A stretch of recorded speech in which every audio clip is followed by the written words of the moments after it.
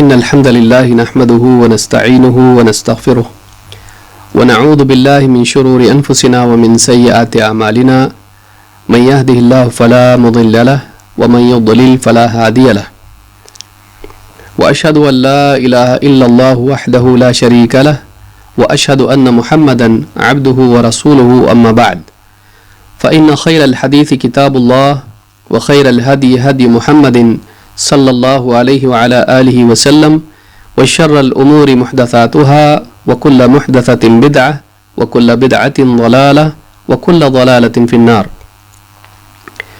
قال الله تبارك وتعالى بل تؤثرون الحياة الدنيا والآخرة خير وأبقى.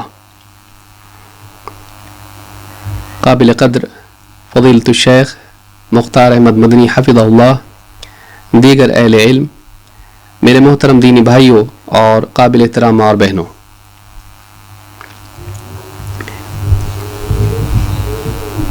اللہ رب العالمین نے انسان کو دنیا میں اسی لیے بھیجا ہے کہ وہ اپنے خالق اور اپنے مالک کو پہچانے اور اس کی توحید کا اہتمام کرے اور پوری زندگی اس توحید پر جمع رہے اور اس توحید کے تقاضوں کو پورا کرے۔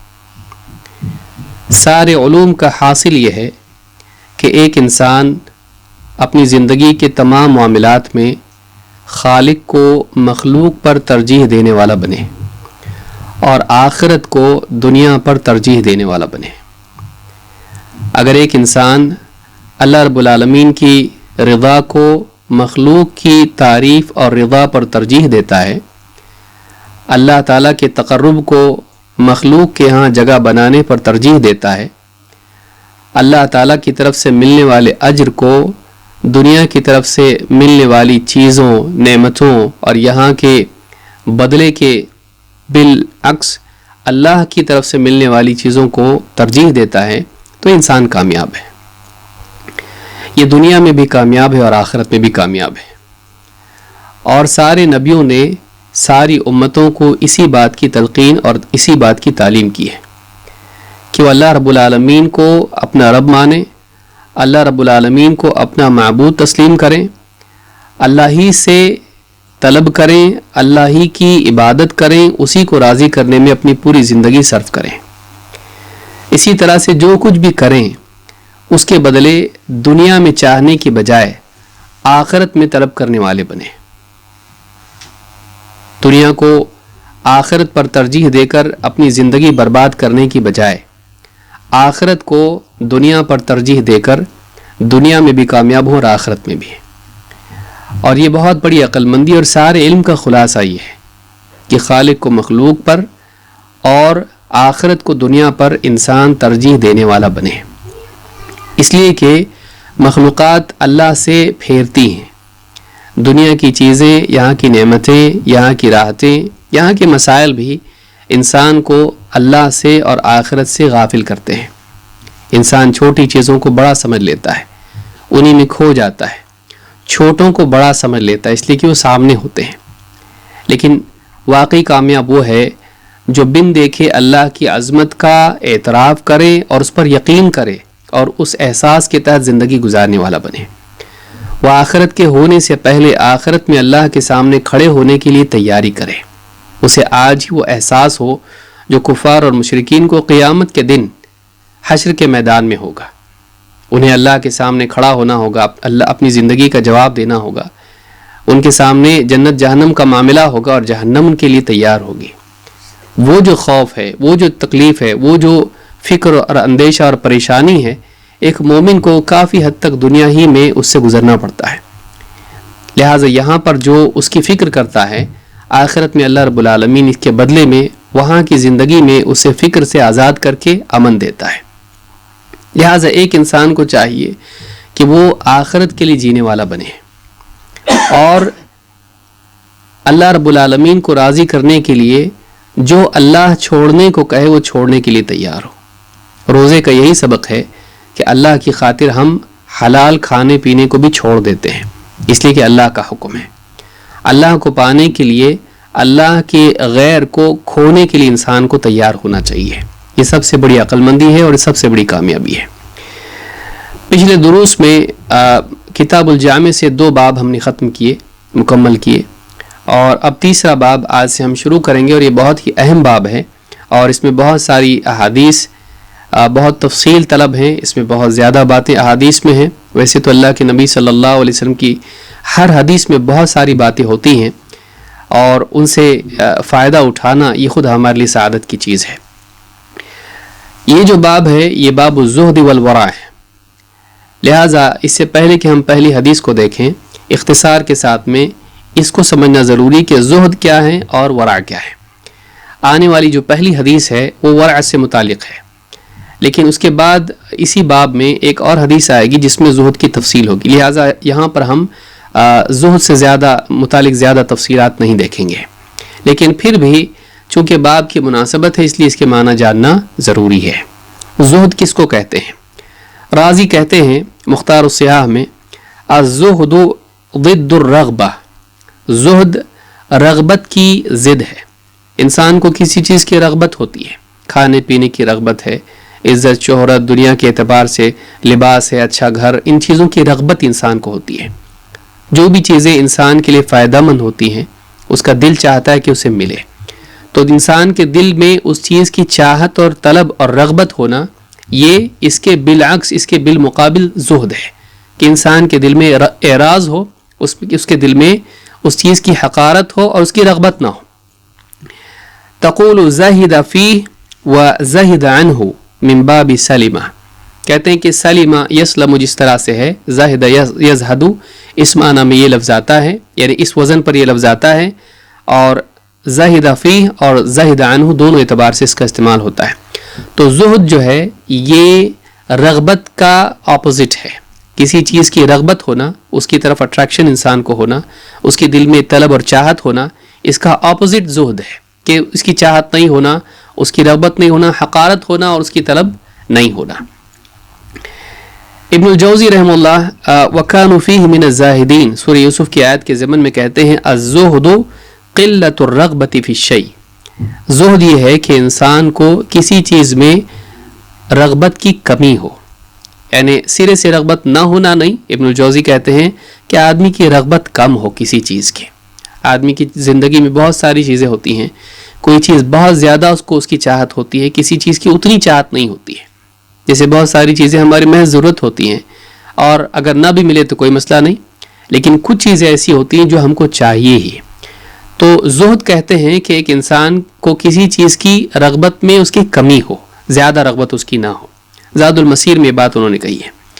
ابن تیمیہ رحمۃ اللہ علیہ فرماتے ہیں وَالزُّهْدُ الْمَشْرُوعُ هُوَ تَرْكُ الرَّغْبَةِ فِي مَا لَا يَنْفَعُ فِي الدَّارِ الْآخِرَةِ، بہت پیاری تعریف اور تفسیر اس کی انہوں نے کی ہے۔ ابن تیمیہ رحمۃ اللہ علیہ فرماتے ہیں کہ زہد جو مشروع ہے، کیونکہ زہد کے نام پہ صوفیوں نے بہت ساری خرافات ایجاد کر لیں، اللہ تعالیٰ کی حلال چیزوں کو اپنے اوپر حرام کر لیا۔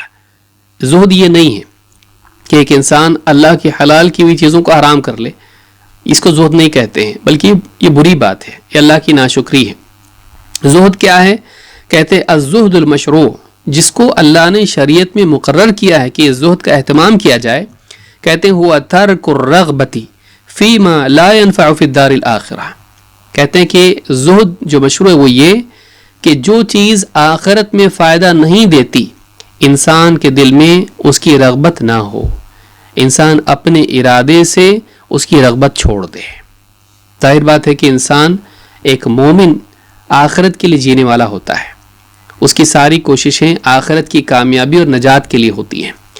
ایسی چیز جس کا آخرت میں فائدہ نہیں ہے، اس کے دل میں اس کی چاہت نہیں ہوتی ہے، وہ اپنی دنیا کو بھی آخرت کے لیے نجات کا ذریعہ بناتا ہے۔ اس کی ہر حرکت اور اس کا ہر قول اور اس کی ساری کوششیں آخرت میں کامیابی کے لیے ہوتی ہیں، کیونکہ وہ جانتا ہے اصل زندگی وہ ہے، یہ زندگی وقتی ہے، ختم ہونے والی ہے، وہ باقی رہنے والی ہے۔ تو اس باقی رہنے والی زندگی کے لیے کوشش کرنا یہ اصل مقصود ہے۔ اب اس مقصد میں جو چیز فائدہ نہ دے، آخرت کی زندگی میں جس چیز کا فائدہ نہ ہو، اس چیز کی رغبت دل میں نہ ہو، اس کی رغبت انسان چھوڑے، اس کو زہد کہتے ہیں۔ کہتے ہیں وَهُوَ فُضُولُ الْمُبَاحِ الَّتِي لَا يُسْتَعَانُ بِهَا عَلَى طَاعَةِ اللَّهِ، کہتے ہیں یہ وہ چیزیں ہیں جو حلال تو ہیں لیکن زائد چیزیں ہیں، ایکسٹرا ہیں، جس سے اس کی زندگی کا کوئی تعلق نہیں، اس کی ضرورت نہیں ہے. یہ ایسی مباح چیزیں ہیں جو زائد ہیں، ایکسٹرا چیزیں ہیں، فضول ہیں. التی لا یستعان بها علی طاعت اللہ، یہ ایسی چیزیں ہیں جن سے اللہ تعالیٰ کی فرما برداری کے لیے کوئی مدد نہیں ملتی. جیسے بہت سا جیسا کھانا ہے، مثال کے طور پر انسان جب کھاتا ہے تو اس کے جسم کو قوت ملتی ہے، اور اس قوت کے ذریعے سے وہ اللہ رب العالمین کے حکموں کو پورا کرتا ہے. گویا کہ کھانا ضرورت ہے، اس کی رغبت ہونا ایک اچھی چیز ہے. لیکن ایک انسان جیسے سونا ہے، مثال کے طور پر آدمی سوتا ہے تاکہ قیام اللیل کرے یا اگلے دن وہ ذمہ داریوں کو پورا کرے. تو انسان کی بہت ساری ضروریات ہیں، بہت ساری چیزیں اس کے لیے جائز اور حلال ہیں.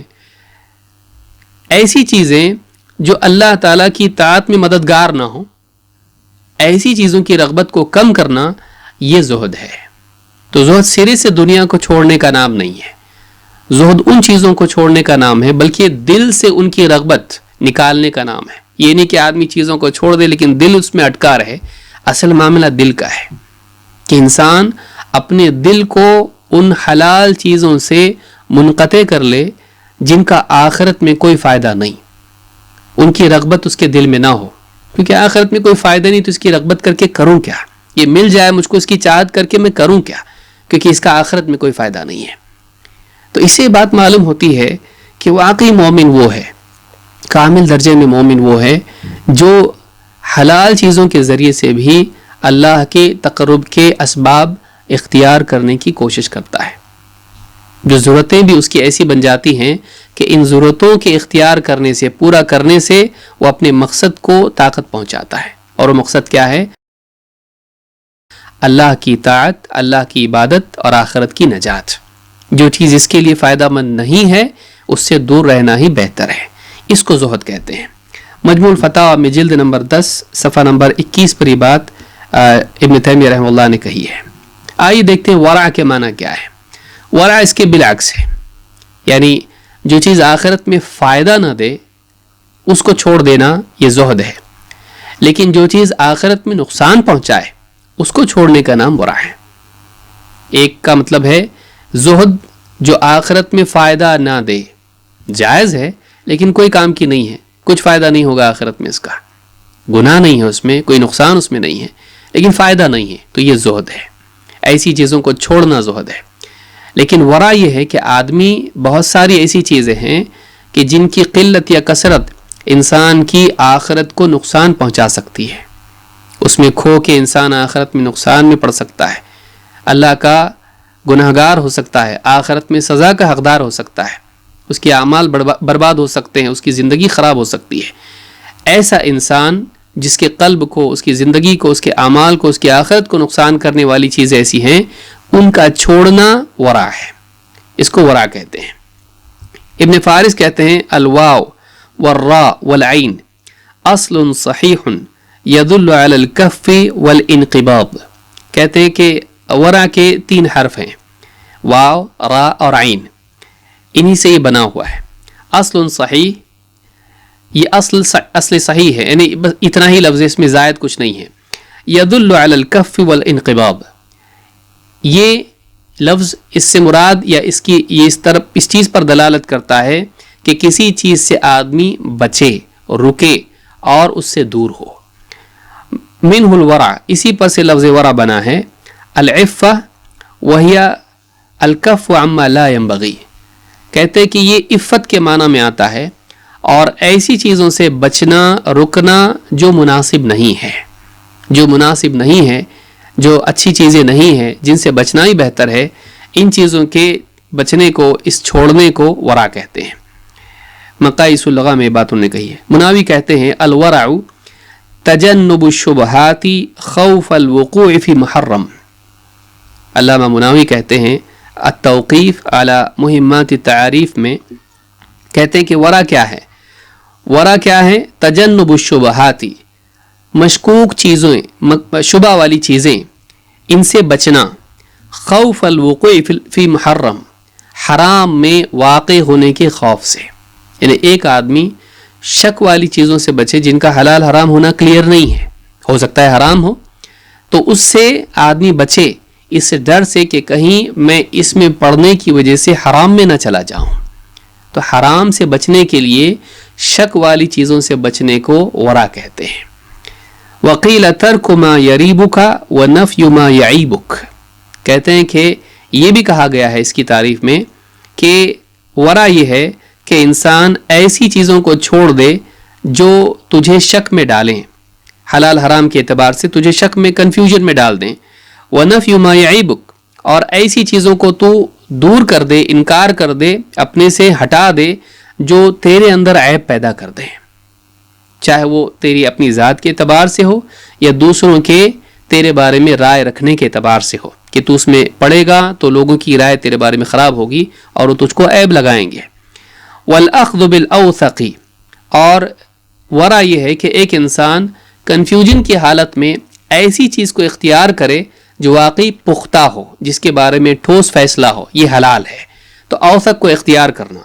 وحمل النفس علی الاشق، یا یہ بھی معنی ہے کہ ایک انسان اپنے آپ کو، اپنے نفس کو ایسی چیز پر ڈالے جس میں مشقت ہو، ایسی چیز پر اپنے آپ کو کھڑا کرے جس میں مشقت ہو. آسانیاں آسانیاں، راحت راحت، حلال حلال کی کثرت نہیں، بلکہ اپنے آپ کو مجاہدے میں اور مشقت میں آدمی برقرار رکھے، حلال پر روکے رکھے، حرام میں نہیں جانے دے، حلال کی بھی کثرت سے روکے رکھے اور اپنے آپ کو مشقت پر باقی رکھے، مجاہدے پر باقی رکھے. اس کو کہتے ہیں ورع. تو التوقیف علی مہمات تعریف میں یہ بات انہوں نے کہی ہے. ابن تیمیہ رحمۃ اللہ علیہ فرماتے ہیں والورع مشروع فی کل ما قد یضر فی الآخرہ، کہتے ہیں ورع ہر اس چیز میں مشروع ہے، یعنی شریعت میں ورع ان چیزوں میں کرنے کا حکم ہے ما قد یضر فی الآخرہ، جو چیزیں انسان کی آخرت کو نقصان پہنچاتی ہیں. یعنی وہاں آدمی بچے، ان چیزوں میں جانے سے بچے، ان چیزوں کے استعمال کرنے سے بچے، ان چیزوں میں پڑھنے، بولنے، سننے، دیکھنے اور تمام چیزوں سے بچے جو انسان کی آخرت کو نقصان پہنچاتی ہیں.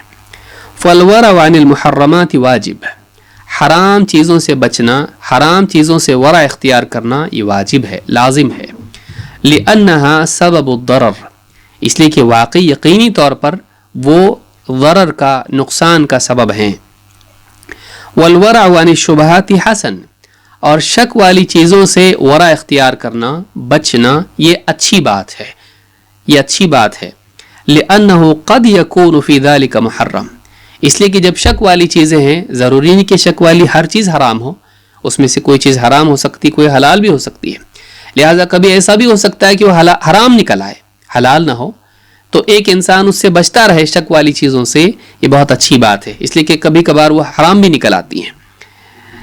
وقد يدعو الوقوع فيها الى الوقوع في الحرام، اور ایک انسان یعنی جب مشکوک میں واقع ہوتا ہے تو بعض اوقات یہ حرام میں بھی واقع ہونے کی طرف دعوت ہوتی ہے یا اس میں لے جاتا ہے. تو مشکوک میں واقع ہونا بعض اوقات حرام میں بھی لے جاتا ہے، جیسا کہ صحیحین میں حدیث آئی ہے، جیسا کہ آگے ہم حدیث دیکھیں گے. جامع المسائل میں ابن تیمیہ کا یہ قول موجود ہے صفحہ نمبر 44 پر. تو خلاصہ کلام یہ کہ زہد یہ ہے کہ ایک انسان ان چیزوں کو چھوڑے جن کا آخرت میں فائدہ نہیں. ورع یہ ہے کہ انسان ان چیزوں کو چھوڑے جن کا آخرت میں نقصان ہے. تو یہ تعریف یاد رکھنا ضروری ہے اور یہ بہت ہی عمدہ تعریف ہے. ابن قیم رحمۃ اللہ علیہ فرماتے ہیں کہ یہ جو تعریف ابن تیمیہ رحمہ اللہ نے بیان کی ہے یہ بہت ہی جامع ہے اور بہت ہی اچھی تعریف ہے.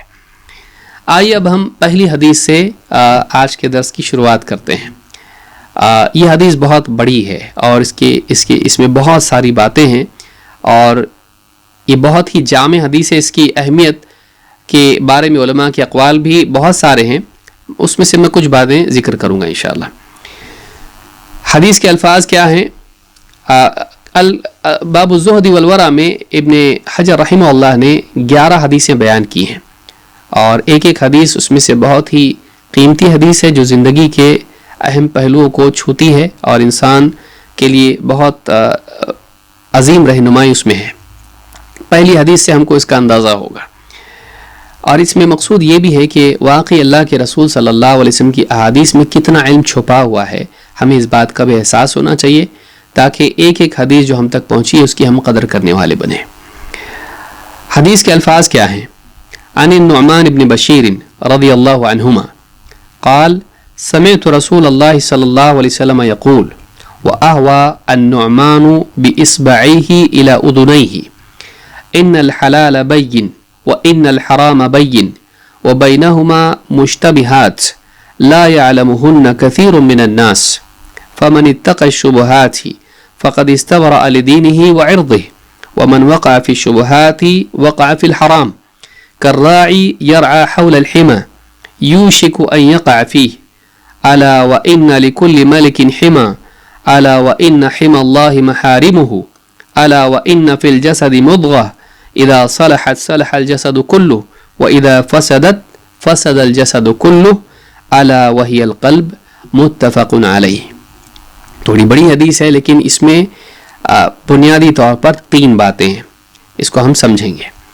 نعمان ابن بشیر رضی اللہ تعالیٰ عنہ سے روایت ہے، فرماتے ہیں میں نے اللہ کے رسول صلی اللہ علیہ وسلم کو یوں فرماتے سنا وَأَهْوَى النُّعْمَانُ بِإِصْبَعِهِ إِلَى أُذُنَيْهِ، اور نعمان بن بشیر رضی اللہ تعالیٰ عنہ نے اپنے دونوں انگلیاں کان کی طرف کیں، یہ بتاتے ہوئے کہ میں نے خود اپنے کانوں سے بات سنی ہے۔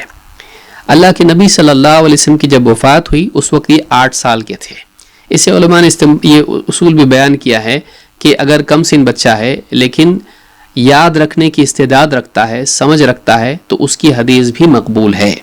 یہ نعمان بن بشیر، آپ سوچیں ایک بچہ کتنی بڑی حدیث، کتنی اہم حدیث بچے نے نقل کی ہے، اور ان کے علاوہ بھی صحابہ سے روایت آئی ہے یہ، لیکن صحیح روایت جہاں تک کہ میرا علم ہے یہی ہے۔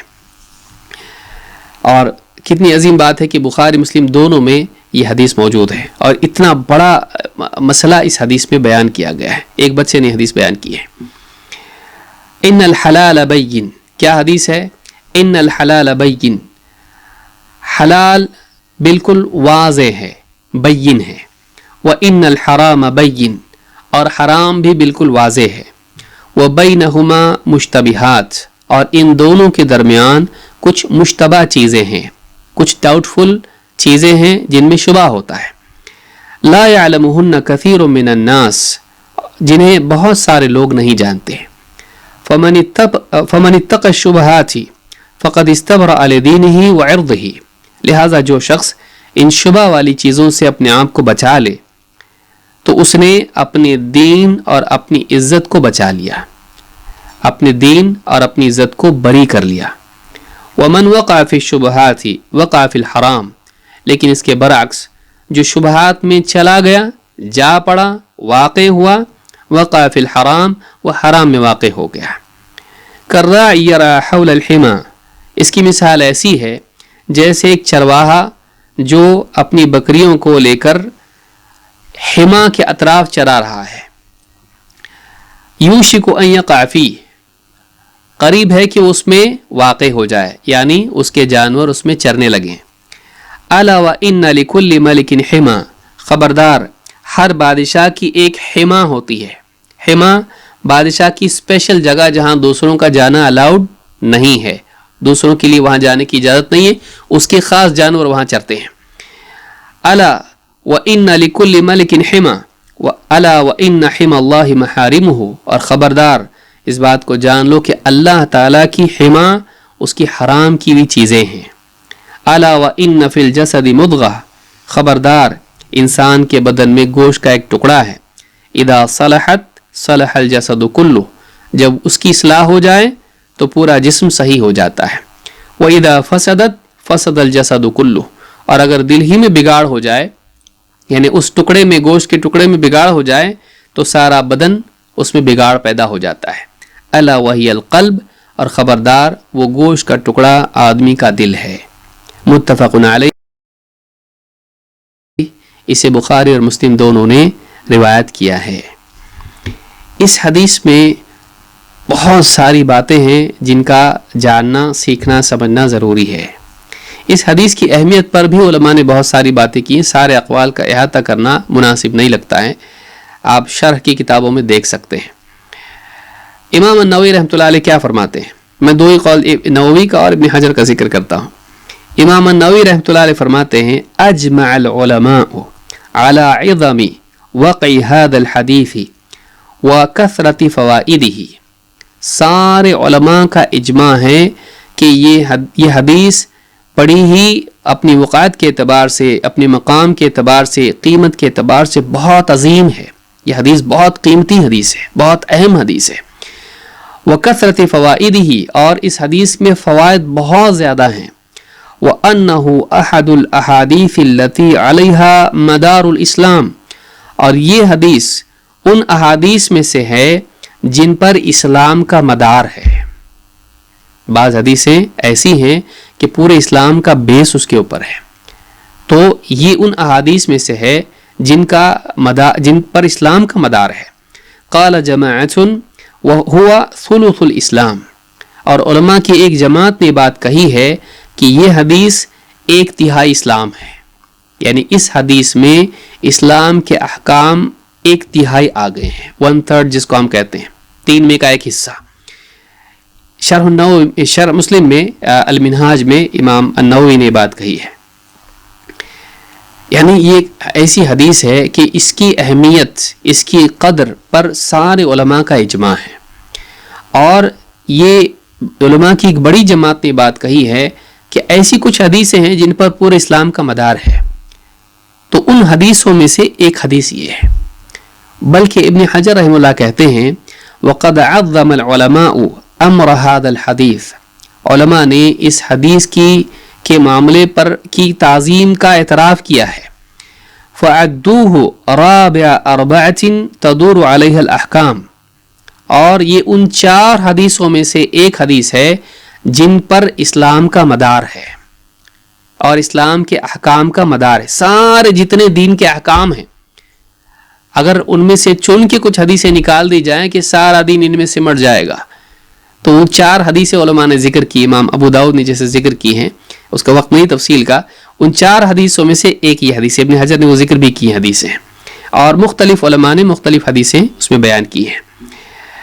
وأشار ابن العربی الى انه يمكن ان ينتزع منه وحده جميع الاحکام، بلکہ ابن العربی رحمہ اللہ نے، ابن عربی الگ ہیں، ابن العربی الگ ہیں، ابن عربی صوفی ہے، ابن العربی بڑے علماء میں سے گزرے ہیں، مالکی ہیں، اور ان کی تفسیر احکام القرآن مشہور ہے۔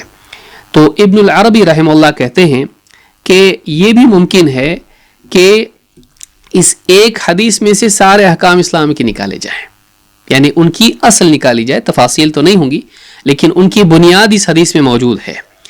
امام القرطبی رحمۃ اللہ علیہ فرماتے ہیں لِأَنَّهُ اشْتَمَلَ عَلَى التَّفْصِيلِ بَيْنَ الْحَلَالِ وَغَيْرِهِ، کہتے ہیں اس وجہ سے کہہ رہے امام ابن العربی کہ اس کی اہمیت اتنی زیادہ اس لیے ہے کہ اس حدیث میں حلال اور غیر حلال کی تفصیل موجود ہے، اور وَعَلَى تَعَلُّقِ جَمِيعِ الْأَعْمَالِ بِالْقَلْبِ، اور یعنی سارے اعمال کا قلب سے جڑا ہونا، ان کا مدار قلب پر ہونا، اس کی بات اس حدیث میں بیان ہوئی ہے۔ فَمِنْ هُنَا يُمْكِنُ أَن تُرَدُّ جَمِيعَ الْأَحْكَامِ إِلَيْهِ، اس اعتبار سے سارے احکام اس حدیث کی طرف لوٹائے جائیں، یہ بالکل واقعی صحیح بات ہے۔ فتح الباری میں جلد 1 صفحہ نمبر 129 پر ابن حجر نے یہ بات کہی ہے۔ تو یہ اس کی اہمیت آپ سمجھ سکتے ہیں۔ کسی نے اس حدیث کو کہا کہ یہ ثلث الاسلام اس میں ہے، 1/3 اسلام اس میں ہے، کسی نے کہا 1/4 اسلام اس میں ہے، یعنی احکام 4 حدیثوں میں آ جائیں گے تو ایک حدیث ان میں سے یہ ہے، 4 میں سے کسی نے 3 حدیث میں سے ایک حدیث اس کو شمار کیا ہے، کیونکہ انسان کے لیے حلال و حرام کا جو معاملہ ہے اور تقوی کا معاملہ ہے، اور زندگی میں کس چیز سے بچنا چاہیے انسان کو، ساری چیزیں اور اللہ کے احکام اور احتیاط سارا کا سارا اس میں موجود ہے۔ آپ دیکھیں کہ اللہ تعالیٰ نے پوری ہدایت کو موقوف رکھا ہے تقوی پر، ذَلِكَ الْكِتَابُ لَا رَيْبَ فِيهِ هُدًى لِلْمُتَّقِينَ، متقین کے لیے ہدایت ہے، اور ہدایت کہاں ہے، تقوی کہاں ہے، التقوی ہا ہونا، وَيُشِيرُ إِلَى صَدْرِهِ 3 مرات، اور آپ نے کہا کہ تقوی یہاں ہوتا ہے، اور آپ نے 3 مرتبہ اپنے سینے کی طرف یعنی اپنے دل کی طرف اشارہ کیا ہے۔ تو معلوم ہوا کہ ساری کامیابی، نجات، اللہ کی نصرت، آخرت کی کامیابی، جنت کا داخلہ، سب کا سب تقوی پر مبنی ہے، اور تقوی سینے میں ہوتا ہے. دل کی اصلاح کرو سب صحیح ہو جائے گا. تو یہ جو ہے ایک اعتبار سے حدیث اجمالی اعتبار سے پورے دین کا خلاصہ ہے. اس کی اہمیت اتنی زیادہ ہے، اور حلال و حرام کے بارے میں قاعدہ اتنا بڑا اس میں بیان کیا گیا ہے، اور انسان کی زندگی کی اصلاح کے لیے ایک بنیاد بتائی گئی کہ کہاں سے اصلاح کی شروعات ہوتی ہے، کہاں سے سماج میں بگاڑ آتا ہے. تو یہ حدیث بہت اہم ہے. امام النووی رحمۃ اللہ علیہ فرماتے ہیں وَأَمَّا قَوْلُهُ. اب آئیے ہم اس کو دیکھتے ہیں کہ اس کے الفاظ کیا کیا ہیں اور اس کے معنی کیا ہے. پہلا جملہ یا ٹکڑا حدیث کا ہے ان الحلال بین وان الحرام بین وبینہما امور مشتبہات، یا اس حدیث میں ہے کہ وبینہما مشتبہات. حلال بالکل کلیئر کٹ واضح ہے، ہمارے الفاظ میں ہم کہیں گے، اور حرام بھی بالکل واضح ہے. اور حلال اور حرام ان دونوں کے درمیان کچھ چیزیں ہیں جو شک والی ہیں، جس میں ڈاؤٹ ہوتا ہے کہ یہ حلال ہے یا حرام ہے. امام النووی رحمۃ اللہ علیہ فرماتے ہیں وَأَمَّا قَوْلُهُ الْحَلَالُ بَيِّن وَالْحَرَامُ بَيِّن فَمَعْنَاهُ أَنَّ الْأَشْيَاءَ ثَلَاثَةُ أَقْسَامٍ. کہتے ہیں کہ اس سے معنی کیا ہے؟ تمام چیزیں، چاہے وہ چیزیں ہوں یا انسان کے اقوال و افعال ہوں، یہ تین قسم کے ہیں. تمام چیزیں تین چیزوں میں منقسم ہوتی ہیں، قسموں میں منقسم ہوتی ہیں. حلال بین واضح لا یخفی حلہ، ایسا حلال جس کا حلال ہونا بالکل واضح ہے اور اس کے حلال ہونے میں کوئی خفا یا کوئی ڈاؤٹ یا کوئی یعنی چھپا ہوا معاملہ نہیں ہے.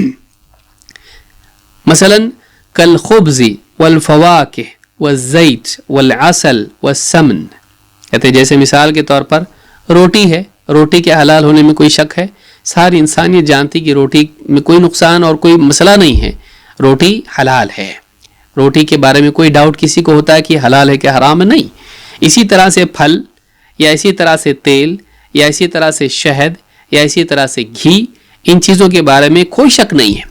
وَلَبَنِ مَأْكُولِ اللَّحْمِ وَبَيْضِهِ، یا پھر ایسی چیزیں جانور جاندار جو حلال ہیں جیسے بکری وغیرہ ہیں، مأکول اللحم، ان کا دودھ، یا ایسے جاندار مرغی وغیرہ ہیں ان کے انڈے، اس کے بارے میں کوئی حلال ہونے کا کوئی شک نہیں ہے. وغیر ذالک من المطعومات، اور اس کے علاوہ بھی کئی چیزیں جنہیں کھایا جاتا ہے، ان کے بارے میں کبھی لوگوں نے سوچا نہیں، پوچھا نہیں کہ حلال ہے کہ نہیں ہے، کنفیوژن میں نہیں ہوتے. بحث مباحثے کے لیے تو کر لیں گے، لیکن واقعی کھانے پینے میں ان کی چیزیں ہوتی ہیں. وَكَذَلِكَ الْكَلَامُ وَالنَّظَرُ وَالْمَشْيُ وَغَيْرُ ذَلِكَ مِنَ التَّصَرُّفَاتِ. یا اسی طرح سے انسان کا بات کرنا، اس کا دیکھنا، اس کا چلنا، اور اس کے علاوہ جو بھی تصرفات ایکٹیویٹیز وہ کرتا ہے، ان کے بارے میں بھی کبھی شک نہیں پیدا ہو. کوئی آدمی عالم کے پاس آ کے کہے کہ میرا چلنا حلال ہے کہ نہیں ہے، بولنا حلال ہے کہ نہیں، دیکھنا حلال ہے کہ نہیں، اس بارے میں فی نفسی ہی دیکھنے، چلنے، بولنے کے بارے میں کوئی سوال نہیں ہوتا. ہاں کیا بولیں، کیا دیکھے، کہاں جائے نہیں جائے، اس کی تفصیل الگ ہے. لیکن فی نفسی ان حرکات کے، تصرفات کے بارے میں کوئی شک نہیں کہ حلال ہے یا حرام ہے، یہ حلال ہے. فیہا حلال بین واضح لا شک فی حلہ. یہ سب کی سب چیزیں ایسی ہیں کہ ان میں جو مذکور چیزیں ہیں وہ سب کی سب حلال ہیں، ان کا حلال ہونا بالکل بین واضح ہے، کلیئر کٹ ہے، اس میں کوئی شک نہیں حلال ہونے میں. کہتے وہ ام الحرام البین، اور وہ چیزیں جو صاف طور سے حرام ہیں، کالخمر والخنزیر والمیتۃ والبول والدم المسفوح. جیسے کھانے پینے کی چیزوں میں سے کون سی؟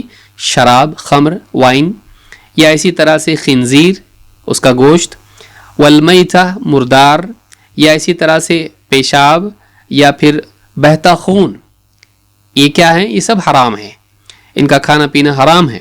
وَكَذَلِكَ الزِّنَا وَالْكَذِبُ وَالْغِيبَةُ وَالنَّمِيمَةُ وَالنَّظَرُ إِلَى الْأَجْنَبِيَّةِ وَأَشْبَهُ ذَلِكَ. یا اسی طرح سے زناکاری، یا اسی طرح سے جھوٹ، غیبت، چغلخوری، اور اجنبی عورت کی طرف دیکھنا، اور اس طرح کی بہت ساری چیزیں، یہ سب کی سب چیزیں کیا ہیں؟ یہ حرام ہیں. یعنی چیزیں اور اعمال یہ حرام ہیں، ان کے بارے میں کبھی شک شبہ پیدا لوگوں میں نہیں ہوتا ہے. جو مسلمان ہیں اس کو جانتے ہیں. وَأَمَّا الْمُشْتَبِهَاتُ فَمَعْنَاهُ أَنَّهَا لَيْسَتْ بِوَاضِحَةِ الْحِلِّ وَلَا الْحُرْمَةِ. کہتے ہیں مشتبہات کیا ہیں پھر؟ ایک تو وہ ہے جو کلیئر کٹ حلال ہیں، دوسرے کلیئر کٹ حرام ہیں. کہتے ہیں مشتبہات ان کے درمیان ہیں، وہ چیزیں جن کا واضح طور پر حلال ہونا بھی معلوم نہیں یا واضح طور پر حرام ہونا بھی معلوم نہیں، کہ کلیئر معلوم نہیں کہ حلال ہے کہ حرام ہے. فَلِهَذَا لَا يَعْرِفُهَا كَثِيرٌ مِّنَ النَّاسِ. یہی وجہ ہے کہ لوگوں میں بہت سارے لوگ ان کے بارے میں ان کی معرفت نہیں رکھتے. وَلَا يَعْلَمُونَ حُكْمَهَا، اور ان کا حکم نہیں جانتے. شرح مسلم میں امام النووی نے بات کہی ہے. تو معلوم ہے کہ چیزوں کی 3 قسمیں ہیں، چاہے وہ کھانے پینے لباس کے اعتبار سے ہوں یا افعال و اقوال کے اعتبار سے ہوں. ایک وہ جن کا حلال ہونا بالکل واضح ہے، دوسرے جن کا حرام ہونا بالکل واضح ہے. ان دونوں کے درمیان ایسی چیزیں ہیں کہ جن کے حلال و حرام، جائز و ناجائز ہونے میں شک ہے. ان کا حکم صاف طور سے سامنے نہیں ہے. لیکن ان کے بارے میں اللہ کے نبی صلی اللہ علیہ وسلم نے کیا فرمایا؟ کہا کہ وبینہما مشتبہات، حلال و حرام کے بیچ میں مشتبہات ہیں. لا یعلمہن کثیر من الناس، لوگوں میں سے بہت سے لوگ ان کو نہیں جانتے، یعنی ان کا حکم نہیں جانتے کہ حلال ہیں کہ حرام ہیں. امام ترمذی نے روایت نقل کی، اس کے الفاظ ہیں لا یدری کثیر من الناس امن الحلال ہی ام من الحرام. لوگوں کی کثیر تعداد ہے جو یہ نہیں جانتی ہے کہ یہ حلال میں سے ہے یا حرام میں سے ہے. امام ترمذی نے اس کو روایت کیا ہے سنن ترمذی میں 1205 پر، اور یہ حدیث صحیح ہے. یعنی ان کے بارے میں نہیں جانتے کا مطلب کیا ہے؟ ان کا حکم نہیں جانتے ہیں. یہ جتنی مشتبہ چیزیں ہیں، ایک ڈاؤٹ فل چیزیں ہیں، تو یہ حلال ہے کہ حرام ہے، لوگوں کی کثیر تعداد اس کو نہیں جانتی ہے. مثلا ایسی چیزیں علماء نے ذکر کیا اس میں کہ کون سی چیزیں ہیں یہ چیزیں جن کے بارے میں دلیلیں آپس میں تعارض ان میں ہو، ان میں کانٹرڈکشن دکھائی دیتا ہو. حدیث اس کے جائز ہونے کی بھی آ رہی ہے، حدیث اس کے منع ہونے کی بھی آ رہی ہے. اب دونوں چیزیں سامنے آنے کی وجہ سے آدمی کنفیوز ہو گیا کہ وہ حدیث جائز کی لے یا جائز نہیں ہے کی، یا قرآن کی آیات میں یا احادیث میں یا قرآن اور حدیث میں اس طرح سے اشتباہ ہو جائے کہ ایک دلیل سے تو دکھائی دے رہا ہے کہ یہ حلال ہے اور دوسری دلیل سے دکھائی دے رہا ہے کہ یہ حرام ہے، اور اس میں آدمی جمع یا ترجیح اس کے لیے ممکن نہ ہو علم کی کمی کی وجہ سے. علم کی کمی کی وجہ سے وہ دونوں دلیلوں میں فیصلہ نہیں کر پا رہا ہے، یا تو پھر اس کے بارے میں حکم وضاحت سے نہیں ہے اور اس کو دکھائی دے رہا ہے کہ حرام ہے، یا پھر ایسا ہے کہ دلیلیں ہیں لیکن دلیلیں آپس میں ایسی ہیں کہ فیصلہ نکالنا اس کے لیے مشکل ہو رہا ہے، یا پھر علماء میں آپس میں اختلاف ہے. کسی عالم نے کہہ دیا اب یہ عالم نہیں ہے، ٹھیک ہے، اگر عالم ہے دلیلوں کے بارے میں اس کو تعارض کی وجہ سے شک ہو سکتا ہے. عامی ہے، اگر عالم نہیں ہے، زیادہ جانکار نہیں ہے، تو پھر دیکھ رہا ہے کہ فلاں عالم نے اس کو حلال کہا، فلاں نے اس کو حرام کہا. اب ایسی چیز میں، ایسی صورت میں وہ شک میں پڑ گیا کہ واقعی اس کا حکم کیا ہے. تو دلائل کے ٹکراؤ کی وجہ سے، دکھائی دینے کے اعتبار سے، کیونکہ دلائل میں ٹکراؤ نہیں ہوتا ہے، دیکھنے میں لگتا ہے. قرآن و سنت میں یا قرآن کی آیتوں میں ٹکراؤ نہیں ہوتا ہے، ہم کو دکھتا ہے، ہم اس کو سالو نہیں کر پاتے ہیں، حل نہیں کر پاتے ہیں، اس وجہ سے ہم کو دکھائی دیتا ہے. تو کبھی ایسا ہوتا ہے کہ دلائل کے اندر تعارض کی وجہ سے اس کو ایسا لگتا ہے کہ فیصلہ نہیں لے پا رہا ہوں میں. یہ خاص طور سے علماء کو پیش آتا ہے، عوام کو بھی ہو سکتا ہے جب اس کے سامنے دونوں قسم کی دلیلیں آئیں. یا ایک عام انسان جب دیکھتا ہے کہ مختلف علماء نے اس مسئلے میں الگ الگ باتیں کہی ہیں اور میرے پاس اتنی طاقت نہیں ہے کہ قرآن و سنت میں غور کر کے فیصلہ لوں، مجھ کو تو پڑھنا بھی نہیں آتا ہے، میں تو ابھی مسلمان ہوا ہوں، مثلا ایسا کوئی آدمی، اب سمجھ میں نہیں آ رہا حلال مانوں کہ حرام. تو ایسی صورت میں دونوں حالتوں میں انسان اس مسئلے میں کنفیوز ہو سکتا ہے کہ یہ حلال ہے کہ حرام ہے، فیصلہ نہیں لے پا رہا ہے. ابن حجر کہتے ہیں وہ مفہوم قولہ کثیر، حدیث کے الفاظ یہ نہیں کہ سارے لوگ اس بارے میں لا علم ہیں. حدیث میں کیا ہے؟ بہت سے لوگ اس کو نہیں جانتے کہ وہ جو مشتبہ چیزیں ہیں حلال ہیں کہ حرام. تو کہتے ہیں کہ کثیر کا مطلب یہ ہے ان معرفت حکمها ممکن، اگر ایسا ہوتا کہ اس کو کوئی نہیں جانتا تو آپ صلی اللہ علیہ وسلم کہتے کہ ان تیسری چیز کو، مشتبہات کو، کوئی نہیں جانتا سوائے اللہ کے. ایسا ہوتا. لیکن آپ نے کیا کہا؟ بہت سے لوگ اس کو نہیں جانتے. کا مطلب یہ ہے کہ کچھ لوگ جانتے بھی ہیں.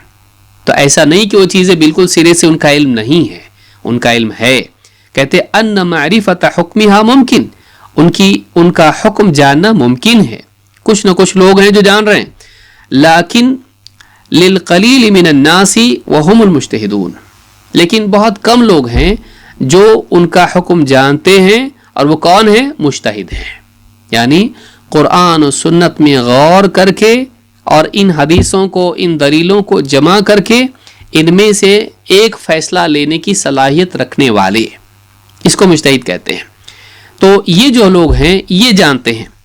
فالشبہات علی ھذا فی حق غیرہم، تو ایسی صورت میں جب شبہات کا لفظ آئے گا تو وہ مجتہد کے لیے نہیں آئے گا، وہ عوام کے لیے آئے گا.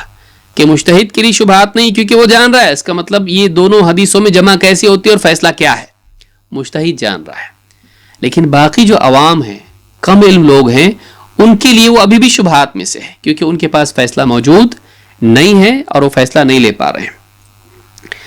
وقد تقع لهم حيث لا يظهر لهم ترجيح احد الدليلين، یہاں بات ابن حجر نے کہی. کہتے ہیں کہ وقد تقع لهم حيث، یعنی یہ شبہ ان کے لیے کیوں پیدا ہوا؟ حيث لا يظهر لهم ترجيح احد الدليلين، کہ دو دلیلوں میں سے کس کو پرائیورٹائز کیا جائے، کس کو ترجیح دیں. تو ترجیح اس کے لیے ممکن نہیں ہے، اس وجہ سے کنفیوژن اس کے لیے پیدا ہو گیا. جیسے اللہ کے نبی صلی اللہ علیہ وسلم نے کہا کہ حجامہ کرنے والا اور کروانے والا دونوں کا روزہ ختم ہو گیا، یا دونوں نے افطار کی. اور پھر دوسری حدیث میں ہے کہ اللہ کے نبی صلی اللہ علیہ وسلم نے حجامہ کرنے کی روزے کی حالت میں رخصت دی. ایک مثال ہے، مثال کے طور پر بہت ساری مثالیں ہو سکتی ہیں. تو اب اس کے اندر آدمی کنفیوز ہو گیا کہ حجامہ روزے کی حالت میں جائز ہے یا جائز نہیں ہے، اس سے روزہ ٹوٹتا ہے یا نہیں ٹوٹتا ہے. تو اب دو قسم کی دلیل جب سامنے آ جاتی ہیں تو ایک عام انسان کنفیوز ہو سکتا ہے، اور کبھی ایک مجتہد بھی کنفیوز ہو سکتا ہے اگر وہ ترجیح نہ دے پائے، کیونکہ وہ بھی انسان ہے. یہ بھی ممکن ہے کہ اس کی بھی سمجھ میں نہ آئے اور وہ انتظار کرے جب تک کہ فیصلہ نہیں لے پاتا، چاہے مجتہد ہو یا عامی ہو، جب تک کہ واقعی صحیح فیصلہ سامنے نہیں آتا تب تک وہ مسئلہ مشتبہات میں سے رہے گا. لیکن جب مجتہد نے فیصلہ لے لیا، جب یقین حاصل ہو گیا، فیصلہ سامنے آ گیا، اب وہ مشتبہ نہیں رہا. اب وہ ان لوگوں کے لیے مشتبہ ہے جن کے پاس علم نہیں ہے. اسی لیے کیا کہا؟ بہت سے لوگ نہیں جانتے. یہ نہیں کہا کہ سارے لوگ نہیں جانتے، کچھ لوگ جانتے ہیں کہ یہ مشتبہات ان کا حکم کیا ہے، حلال ہے کہ حرام ہے. لیکن بہت سے لوگ ایسے جن کو ابھی بھی معلوم نہیں ہے کہ اس میں صحیح راجح قول کیا ہے، ان میں صحیح بات کیا ہے، حلال میں رکھا جائے کہ حرام میں رکھا جائے. تو فتح الباری میں ابن حجر رحمہ اللہ نے یہ بات کہی ہے. اسی طرح سے ایک اور صورت ہے جس میں مشتبہات پیدا ہو سکتے ہیں، انسان کو شبہ ہو سکتا ہے. یعنی امام البغوی رحمہ اللہ فرماتے ہیں وَنَوْءٌ مِّنَ الْإِشْتِبَاهِ أَن يَقَعَ لِلرَّجُلِ حَادِثَةٌ، ایک صورت اشتباہ کی یا مشتبہات کے سلسلے میں پیدا ہونے والی حالت کی یہ بھی ہے کہ ایک انسان کے لیے ایک نیا مسئلہ پیش آ جائے، ایک نیا مسئلہ پیش آ جائے. جیسے مثال کے طور پر بٹ کوائن کا مسئلہ آ گیا. اب کچھ ملکوں میں اس کے لیے اجازت ہے، کچھ ملکوں میں اجازت نہیں ہے. اب اس سے پہلے اس طرح کا کوئی معاملہ سامنے نہیں آیا تھا کہ بٹ کوائن حلال ہے کہ حرام ہے. وہ نوٹ بھی نہیں ہے تو وہ ہے کیا؟ وہ زیور بھی نہیں ہے، وہ خالی پوائنٹ بنتے جا رہے ہیں. تو لیکن بعض حکومتوں نے اس کو قبول کیا ہے. تو اب کیا حکم اس کا لگائیں، حلال کہیں کہ حرام کہیں؟ تو ایک نئی چیز دنیا میں آئی اور کسی انسان کو تجارت میں ڈیل کرنا پڑا. کسی کسٹمر نے کہا کہ بھائی ہم بٹ کوائن سے تم کو پیسہ دیں گے، ہم چیز خرید رہے تم سے. اب یہ مسئلہ پیش آ گیا، کیا کرے؟ کہتے ہیں کہ وہ نوع من الاشتباہ ان یقع للرجل حادثہ، کہ کسی انسان کے لیے ایک نیا حادثہ یا ایک نئی بات پیش آئے، نیا مسئلہ پیش آئے. یشتبہ علیہ وجہ الحکم فیہا بین الحل والحرمہ، اس کے لیے حلال اور حرام کے اعتبار سے معاملہ مشتبہ ہو جائے کہ حلال ہے کہ حرام ہے. फसबीलुहु इन कान आलिमन अन यज्तहिद, उसके लिए रास्ता इसमें से निकलने का ये है कि अगर वो आलिम है तो इज्तिहाद करे, कुरान और सुन्नत में गौर करके इस नए मसले का हल निकाले, अगर वो मुज्तहिद है, अगर वो आलिम है। व इन कान आमियन अन यसअला अहलल इल्म, और अगर वो आम इंसानों में से एक है, वो आलिम नहीं है, उसके पास कुरान और सुन्नत का गहरा इल्म नहीं है, इज्तिहाद की सलाहियत और उतनी बसीरत नहीं है, तो उसको चाहिए कि वह अहले इल्म से पूछे। क्यों? कुरान में अल्लाह ने हुक्म दिया फसअलू अहल ज़िक्री इन कुंतुम ला तालमून, जानने वालों से पूछो अगर तुमको नहीं मालूम। तो यहाँ पर इमाम अल-बग़वी ने शरह सुन्ना में जिल्द 8 सफ़ा नंबर 16 पर ये बात कही है कि मुश्तबिहात का मामला ऐसा भी पेश आ सकता है कि ये मसला पहले नहीं था, नया मसला आया, अब उसके बारे में हलाल और हराम का मामला सामने नहीं है, एक एतबार से हलाल दिखाई देता है, एक एतबार से हराम दिखाई देता है, तो अब फैसला नहीं कर पा रहा है कि हलाल है कि हराम है। तो ये नहीं कि आदमी कूद जाए, देखेंगे जो होता देखेंगे, अल्लाह मालिक, नहीं, बोलो बिस्मिल्लाह और चले जाओ आगे, नहीं, बल्कि इंसान को चाहिए कि अगर उसके पास इल्म है कुरान और सुन्नत का, उसमें गौर करके फैसला निकाले, फैसला यकीनी सामने आने के बाद कदम उठाए, हाँ या ना वाला, हलाल या हराम वाला। और अगर आलिम नहीं है तो फिर अहले इल्म की तरफ रुजू करे, ये नहीं कि जब तक आता नहीं फैसला देखेंगे कर लेंगे, नहीं, क्योंकि अब मामला सामने आ गया, अब शक पैदा हो गया, अब हराम होने के भी इम्कानात उसमें हैं। ये नहीं कि एक आदमी पानी और पानी के बारे में बैठा हुआ शक कर रहा है कि मालूम नहीं दुनिया में जो पानी समंदर का और बारिश का हलाल है कि हराम है, ये जहालत है ये। लेकिन एक मसला ऐसा पेश आ गया जिसके हराम होने के भी इम्कानात हैं, उसमें सूरत ऐसी दिखाई दे रही कि हो सकता है हराम भी हो, तो ऐसी सूरत में एक इंसान को चाहिए कि वो उसमें इक़दाम करने की बजाय, वाक़ई होने की बजाय, उसको कहाँ ले जाए? अहले इल्म के पास, क्योंकि अल्लाह ने इसका हुक्म दिया है फसअलू अहला ज़िक्री इन कुंतुम ला तालमून, जानने वालों से पूछो अगर तुम्हें नहीं मालूम। तो ये दो सूरतें उलमा ने इसके अलावा भी सूरतें बताई हैं, लेकिन ये दो सूरतें बड़ी सूरतें हैं कि दलाइल का या उलमा के अक़वाल का आपस में मुआरिज़ होना, और दूसरा ये ऐसा मसला पेश आना कि अभी उस बारे में फ़ैसला सामने नहीं आया, ये नया मामला है, इन दोनों में इश्तिबाह हो सकता है। मैं समझता हूँ यहाँ पे अज़ान हो गई है और नमाज का वक्त हो गया है, इंशाअल्लाह बक़िया बातें हम नमाज के बाद देखेंगे। अक़ूलु हाज़ा व अस्तग़फ़िरुल्लाह ली व लकुम। अल्हम्दुलिल्लाहि रब्बिल आलमीन वस्सलातु वस्सलामु अला सय्यिदिल अंबिया वल मुरसलीन नबीना मुहम्मद व अला आलिहि व सहबिहि अजमाइन, अम्मा बाद। पिछली मजलिस में हमने देखा कि मुश्तबिहात या तो इस एतबार से होते हैं कि दलाइल या उलमा के फतावा आपस में एक दूसरे के मुआरिज़ हों बज़ाहिर, या फिर इस एतबार से कि कोई ऐसी चीज़ सामने आए जिसका फ़ैसला या जिसका हुक्म इससे पहले किसी ने नहीं दिया। ऐसी चीज़ों के बारे में आदमी को क्या करना चाहिए? क्या वो उन चीज़ों को अपना ले या उनके बारे में एहतियात करे, इंतज़ार करे फ़ैसले तक? इस सिलसिले में हदीस के अल्फाज क्या हैं ये भी देखना ज़रूरी है, और उसी में फ़ैसला मौजूद है। अल्लाह के नबी सल्लल्लाहु अलैहि वसल्लम फरमाते हैं फ़मन इत्तक़ा शुबहाति फ़क़द इस्तबरअ लिदीनिही व इर्दिही, लिहाजा जो इंसान इन शुबहात के आने के बाद, सामने आने के बाद, फ़मन इत्तक़ा शुबहाति, जो आदमी इन शुबहात से, शुबा वाली चीज़ों से, ऐसी चीज़ों से जिनके हलाल व हराम में शुबा है, इनसे अपने आप को बचा ले, इनमें वाक़े होने से अपने आप को रोके रखे। फ़क़द इस्तबरअ लिदीनिही व इर्दिही, तो ऐसे आदमी ने अपने दीन और अपनी इज़्ज़त को बरी कर लिया, अपने दीन और अपनी इज़्ज़त को तोहमत से, बिगाड़ से बचा लिया। इस सिलसिले में इमाम अन्नवी रहमतुल्लाह अलैह फरमाते हैं कि क्या मतलब है कि फ़क़द इस्तबरअ लिदीनिही व इर्दिही, उसने अपने दीन और अपनी इज़्ज़त को बचा लिया। इसका क्या मतलब है? कहते हैं ऐ हसल लहुल बराअतु लिदीनिही मिनद्दम्मि शरई व साना इर्दहु अन कलामिन नासि फीह, यानी दोनों एतबार से ऐसा आदमी फ़ायदे में रहता है जो मशकूक चीज़ों से अपने आप को बचाता है, एक तो दीनी एतबार से, एक समाजी एतबार से। एक आदमी अगर मशकूक में वाक़े हो जाए और कल को वो हराम निकल आए, तो ऐसा इंसान, उसने हराम का इर्तिकाब किया, اپنی جلد بازی کی وجہ سے، اور اس کی وجہ سے اس کا دین خراب ہوا، اور اس کی وجہ سے اللہ رب العالمین کے ہاں پر وہ آدمی گناہگار قرار پایا۔ ایسا آدمی اپنی بے صبری کی وجہ سے، عدم تحقیق کی وجہ سے، جبکہ حرمت کے آثار دکھائی دے رہے تھے، لگ رہا تھا کہ حرام ہو سکتا ہے، پھر بھی اس نے بے صبری کر کے اس کا ارتکاب کیا۔ ایسا انسان احتیاط نہ کرنے کی وجہ سے اللہ کے ہاں ملامت کا مستحق ہو گیا۔ ای حصل له البراءۃ لدینہ من الدم الشرعی، تو جو آدمی بچ گیا مشکوک سے، اس آدمی کو دینی اعتبار سے، شرعی مذمت سے اس کی حفاظت ہو گئی، دینی اعتبار سے وہ قابل ملامت اور قابل مذمت نہیں ہے۔ دوسرا یہ کہ وصان عرضہ عن کلام الناس فیہ، اور ایسے انسان نے لوگوں کے اس کے بارے میں بری بات کرنے سے اپنی عزت کو بچا لیا۔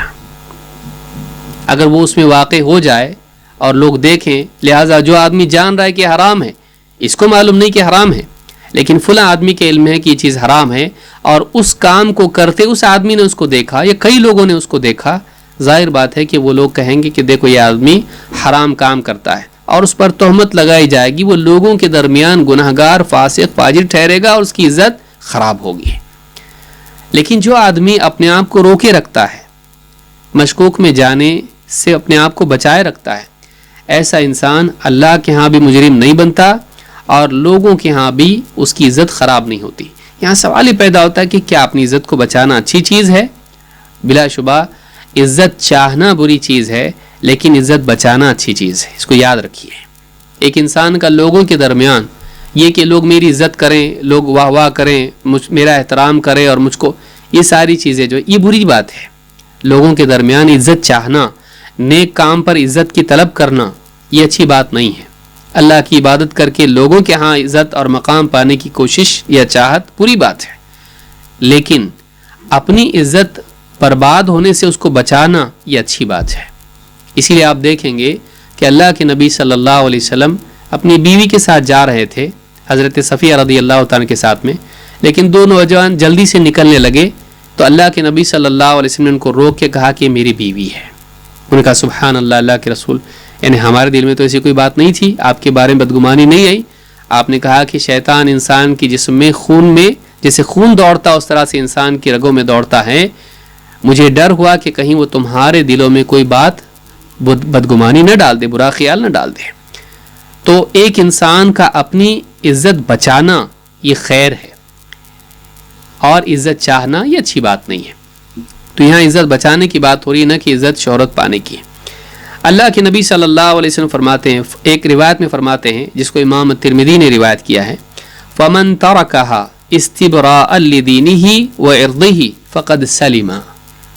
امام ترمذی نے اس کو روایت کیا ہے، اور سنن ترمذی حدیث نمبر 1205 پر، اور یہ حدیث صحیح ہے۔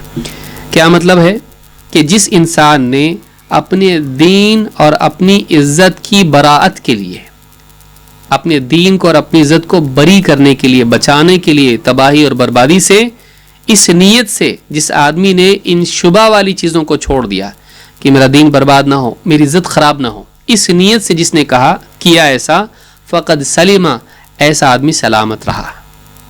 تو سلامتی اس انسان کے لیے ہے دنیا اور آخرت کی جو مشکوک سے بچے۔ امام البغوی رحمۃ اللہ علیہ نے اس سے ایک مسئلہ استنباط کیا ہے، کہتے ہیں کہ فَفِيهِ دلیل علی جواز الجرح والتعدیل۔ محدثین لوگوں پر گناہوں کے ارتکاب کی وجہ سے، تقوی کا اہتمام نہ کرنے کی وجہ سے جرح کرتے ہیں کہ یہ آدمی حدیث روایت کرنے کے لائق نہیں ہے۔ تو کیا ایسا بولنا جائز ہے کسی کے بارے میں؟ تو کہتے ہیں اس حدیث میں اس کی دلیل ہے، کہتے ہیں فَفِيهِ دلیل علی جواز الجرح والتعدیل، اس حدیث میں جرح و تعدیل کی دلیل ہے۔ فَإِن لَمْ يَتَوَقَّ الشُّبْهَ فِي كَسْبِهِ وَمَعَاشِهِ، آدمی اپنی کمائی میں اور اپنی معاش میں، اپنے بزنس میں اگر شبہ کی چیزوں سے بچتا نہیں ہے، ڈاؤٹ فل چیزوں سے بچتا نہیں ہے، فَقَدْ عَرَّضَ دِينَهُ وَعِرْضَهُ لِلطَّعْنِ، ایسے آدمی نے اپنے دین کو اور اپنی عزت کو لوگوں کی طعن کے لیے پیش کر دیا، خود ہی اس نے اپنے آپ کو لوگوں کی تنقید کا نشانہ بنا دیا۔ تو معلوم ہوا کہ اگر حدیث میں کیا آ رہا ہے کہ ایسا آدمی اپنی عزت کو اور اپنے دین کو بچا لیتا ہے، اور اگر نہیں کرے گا تو اس کا دین بھی خراب ہوگا، اس کی عزت بھی خراب ہوگی، یعنی لوگ اس پر تنقید کریں گے۔ تو یہاں پر اس کو برا کہا گیا نہ کہ تنقید کرنے والوں کو۔ معلوم ہوا کہ جو آدمی تقوی کا اہتمام نہ کرے، اگر لوگ اس پر تنقید کرتے ہیں تو وہ لوگ مجرم نہیں ہیں، مجرم یہ ہے۔ کیوں؟ اس لیے اس نے اپنے آپ کو اس تنقید کے لیے پیش کیا۔ اگر یہ ایسا کام نہیں کرتا تو تنقید کا نشانہ بھی نہیں بنتا۔ لہٰذا بعض محدثین جو بعض راویوں کے بارے میں کہتے ہیں یہ آدمی حرام سے نہیں بچتا تھا، یہ آدمی فاسق ہے، یہ آدمی فلاں ہے، یہ بدعتی، یہ ایسا ہے، یہ بات غلط نہیں ہے۔ کیوں؟ اس لیے کہ جو آدمی اپنے آپ کو غلط کاموں سے نہیں بچاتا ہے اس پر تنقید ہوگی، اس کے معتبر اور غیر معتبر ہونے کی بات آئے گی، چاہے وہ حدیث کے بارے میں ہو یا پھر لوگوں کے عام مسائل میں گواہ بننے کے اعتبار سے۔ کیونکہ گواہ بھی کیسا ہونا چاہیے؟ سچا متقی ہونا چاہیے، چاہے پھر چاند کی گواہی دے یا لوگوں کے معاملات میں گواہی دے کہ فلاں نے فلاں بات کہی کہ نہیں کہی، یہ چیز صحیح ہے کہ نہیں، کہ فلاں موجود تھا کہ نہیں تھا۔ گواہ بننے کے لیے معتبر ہونا ضروری ہے، اور معتبر ہونے کے لیے ایسے انسان کو تقوی شعار ہونا ضروری ہے۔ اگر نہیں کرتا ہے اس کا کیریکٹر خراب مانا جائے گا، اس انسان کا تقوی مجروح ہوگا۔ تو اس سے جرح و تعدیل کی دلیل امام البغوی نے لی ہے، اور فتح الباری میں ابن حجر نے بھی حدیث نمبر 2051 کے تحت اس کی شرح میں امام البغوی کا قول ذکر کیا ہے۔ بعض لوگ کہتے ہیں کہ حدیث کے وہی سارے اصولوں کی دلیلیں کیا ہیں، تو کہیں نہ کہیں حدیث میں اس کی اصل موجود ہوتی ہے۔ ابن حجر رحمہ اللہ فرماتے ہیں وَفِي هَذَا إِشَارَةٌ إِلَى الْمُحَافَظَةِ عَلَى أُمُورِ الدِّينِ وَمُرَاعَاةِ الْمُرُوءَةِ، اس حدیث میں اس بات کی طرف اشارہ ہے کہ انسان کو دینی امور کا اہتمام کرنا چاہیے، اس کی رعایت کرنا چاہیے، اور وَمُرَاعَاةِ الْمُرُوءَةِ، اور مروت کے معاملات، ایسے معاملات جو اسلامی آداب کے خلاف ہیں ان سے بچنے کا اہتمام انسان کو کرنا چاہیے، اور ایسے معاملات کا اہتمام کرنا چاہیے جو اسلامی آداب اور شرعی احکام کے مطابق ہوں۔ تو یہ جو چیز ہے تقوی والی چیزیں جس کو ہم کہیں گے، یہ مروت میں آتی ہیں۔ تو انسان کو چاہیے کہ حرام اور مشکوک سے اپنے آپ کو بچائے رکھے اور اپنی عزت کو اور اپنے دین کو خراب نہ ہونے دے۔ مشتبہات سے حدیث میں آیا کہ جو آدمی شبہ والی چیزوں سے بچا رہے، اس نے اپنے دین کو اور اپنی عزت کو بچایا۔ کب تک بچا رہے؟ زندگی بھر نہیں، بلکہ اس چیز کا حکم واضح ہونے تک۔ اگر وہ چیز تحقیق کے بعد حلال نکل آتی ہے تو اب بچنے کا کوئی مطلب نہیں۔ ہاں اگر تحقیق کے بعد حرام نکل آتی ہے تو پھر ہمیشہ کے لیے اسے بچنا ہے۔ شمس الحق عظیم آبادی رحمہ اللہ فرماتے ہیں قولہ فمن اتقى الشبہات، جو آدمی شبہات سے اپنے آپ کو بچا لے، کہتے ہیں کہ ای اجتنب عن الامور المشتبہہ قبل ظہور حکم الشرع فیہ، آدمی شریعت کے حکم کے ظاہر ہونے سے پہلے تک اس شبہ والی چیز سے اپنے آپ کو بچائے رکھے۔ یعنی کب تک اس کو ہولڈ پہ رکھنا ہے معاملہ، کب تک اس کو ویٹنگ پر رکھنا ہے معاملہ، کب تک اس کو رکے رہنا ہے؟ جب تک کہ شریعت کا معاملہ سامنے نہیں آتا ہے۔ شرعی فیصلہ چاہے نصوص کے اعتبار سے ہو یا اجتہاد کے اعتبار سے ہو، جب تک سامنے فیصلہ نہیں آتا ہے علم کی روشنی میں اس کو رکے رہنا ہے۔ اور اگر فیصلہ سامنے آ جائے، حلال چیز نکل آئے، کھائے پیے استعمال کرے یا وہ عمل کرے، لیکن اگر حرام نکلتا ہے تو پھر اس کو ہمیشہ کے لیے رکنا ہے۔ لیکن انتظار کب تک کرنا ہے؟ فیصلہ آنے تک۔ یہ نہیں کہ زندگی بھر آدمی کو چھوڑ ہی دینا اس کو کہ شبہ والی چیزیں چھوڑتے ہی رہو، تحقیق مت کرو، نہیں۔ اس میں تحقیق کی تعلیم ہے، اس میں تحقیق کی تعلیم اس لیے کہ اس میں بتایا گیا ہے لا یعلمہن کثیر من الناس، بہت سے لوگ نہیں جانتے ہیں، یہ نہیں کہا سب نہیں جانتے، لہٰذا اس کو کرنا ہی چاہیے کہ وہ جاننے والوں سے پوچھیں۔ جب بھی دین کے معاملات میں حلال و حرام کا صحیح غلط کا شبہ اس کو پیدا ہو، اس کا کام یہ ہے کہ وہ لا علمی کی صورت میں علم والوں سے معلوم کرے۔ تو لا علمی پر باقی رہنا یہ ٹھیک نہیں ہے، علم حاصل کرنا یہ اچھی چیز ہے۔ آگے اللہ کے رسول صلی اللہ علیہ وسلم فرماتے ہیں وَمَنْ وَقَعَ فِي الشُّبُهَاتِ وَقَعَ فِي الْحَرَامِ كَالرَّاعِي يَرْعَى حَوْلَ الْحِمَى يُوشِكُ أَنْ يَقَعَ فِيهِ، آپ فرماتے ہیں وَمَنْ وَقَعَ فِي الشُّبُهَاتِ وَقَعَ فِي الْحَرَامِ، جو آدمی شبہات میں پڑتا ہے وہ حرام میں پڑتا ہے۔ جو آدمی شبہات میں کودتا ہے وہ گویا کہ حرام میں کود جاتا ہے. اور کرراعی یرعی حول الحمى یوشک ان یقع فیہ، کہ اس کی مثال ایسی ہے جیسے ایک چرواہا ہے اپنی بکری یا جو بھی جانور مویشی اس کے ہیں ان کو لے کے میدان میں چرا رہا ہے. کہاں؟ حما کے بالکل قریب. حما کس کو کہتے ہیں؟ ایسی جگہ جو بادشاہ کی ہے، اس نے اپنے لیے رکھی ہے، یہاں کوئی اپنے جانوروں کو نہیں چرائے گا، یہاں صرف ہمارے جانور چریں گے. اب یہ کیا کر رہا ہے؟ اس باؤنڈری کے بالکل کنارے اپنے جانوروں کو چرا رہا ہے. قریب ہے کہ اس کے جانور چرتے چرتے چرتے باہر چرتے چرتے اندر داخل ہو جائیں. تو یہ مثال کس کی ہے؟ جو شبہات میں واقع ہوتا ہے. تو اس کو ہم سمجھنے کی کوشش کرتے ہیں کہ کیا مثال ہے اور کیا بات یہاں پر بیان کی گئی اور واقع ہونا کس اعتبار سے ہے. کہا کہ ومن وقع فی الشبہات وقع فی الحرام، جو آدمی شبہات میں واقع ہوتا ہے وہ حرام میں واقع ہوتا ہے. علماء نے کہا یہ دو اعتبار سے ہے. یہ دو اعتبار سے ہے. یہ ہے کہ لا علمی میں واقع ہوا، بعد میں معلوم پڑا کہ حرام ہے تو حرام میں واقع ہوا. دوسری صورت یہ ہے کہ شبہ والی چیزیں اس میں پڑھتا رہا، ہمت بڑھ گئی، کلم کلا حرام میں واقع ہونے لگا. جو مشکوک چیزوں کا عادی ہو جائے اس میں جرت پیدا ہو جاتی ہے حرام چیزوں کی. اور دونوں چیزوں کی تائید علماء کے اقوال سے اور احادیث سے بھی ہوتی ہے. امام نووی رحمۃ اللہ علیہ فرماتے ہیں یحتمل وجہین، یعنی یہ بات کہ جو آدمی شبہ میں واقع ہوا وہ حرام میں واقع ہوتا ہے، اس کا کیا مطلب ہے؟ کہتے دو معنی ہیں یا دو اعتبار سے یہ ہوتا ہے. احدہما انہ من کثرت تعاطیہ الشبہات یصادف الحرام وان لم یتعمدہ. کہتے ہیں کہ بار بار شک والی چیزوں میں پڑنے کی وجہ سے بہت ممکن ہے کہ یہ آدمی کبھی حرام میں بھی چلا جائے. یعنی شبہ والی چیزیں حلال بھی ہو سکتی ہے، حرام بھی، لیکن چونکہ یہ چیک نہیں کرتا ہے، تحقیق نہیں کرتا ہے، معلوم نہیں کرتا ہے، بلکہ شک والی چیزوں میں چلا جاتا ہے، بہت ممکن ہے کہ کبھی وہ حرام بھی نکل آئے اور جاننے سے پہلے وہ حرام میں چلا گیا.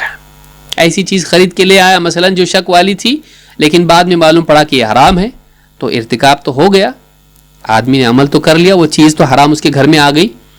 تو بہت ممکن ہے کہ وہ حرام میں واقع ہوگا جب مشکوک کا عادی ہوگا. وقد یأثم بذلك اذا نسب الى تقصیر، اور اگر اس نے کوتاہی کی تحقیق میں اور لاپرواہی برتتے ہوئے واقع ہوا تو اللہ کے ہاں ایسا آدمی گناہگار بھی ہوگا. یعنی ایک آدمی تو وہ جس کو معلوم ہی نہیں تھا، کچھ نہ اس کو شک تھا، نہ کچھ اس چیز کے حرام کے کوئی آثار دکھائی دیتے تھے، بس اس نے سمجھا کہ کوئی مسئلہ نہیں اور اس میں چلا گیا. لیکن ایک آدمی وہ ہے کہ جو تحقیق کرنے میں کوتاہی کرے، اس کو لگے کہ شاید یہ حرام ہوگا، شبہ دل میں تھا، تحقیق نہیں کیا، شبہ کے باوجود اس میں واقع ہوا. ایسا آدمی اللہ کے نزدیک کوتاہی کرنے کی وجہ سے، تقصیر کرنے کی وجہ سے، تحقیق نہ کرنے کی وجہ سے گناہگار بھی ہوگا. تو ایک تو یہ کہ وہ کبھی نہ کبھی حرام میں واقع ہوگا جو آدمی شبہات کا عادی ہو جائے، تحقیق نہیں کرتا.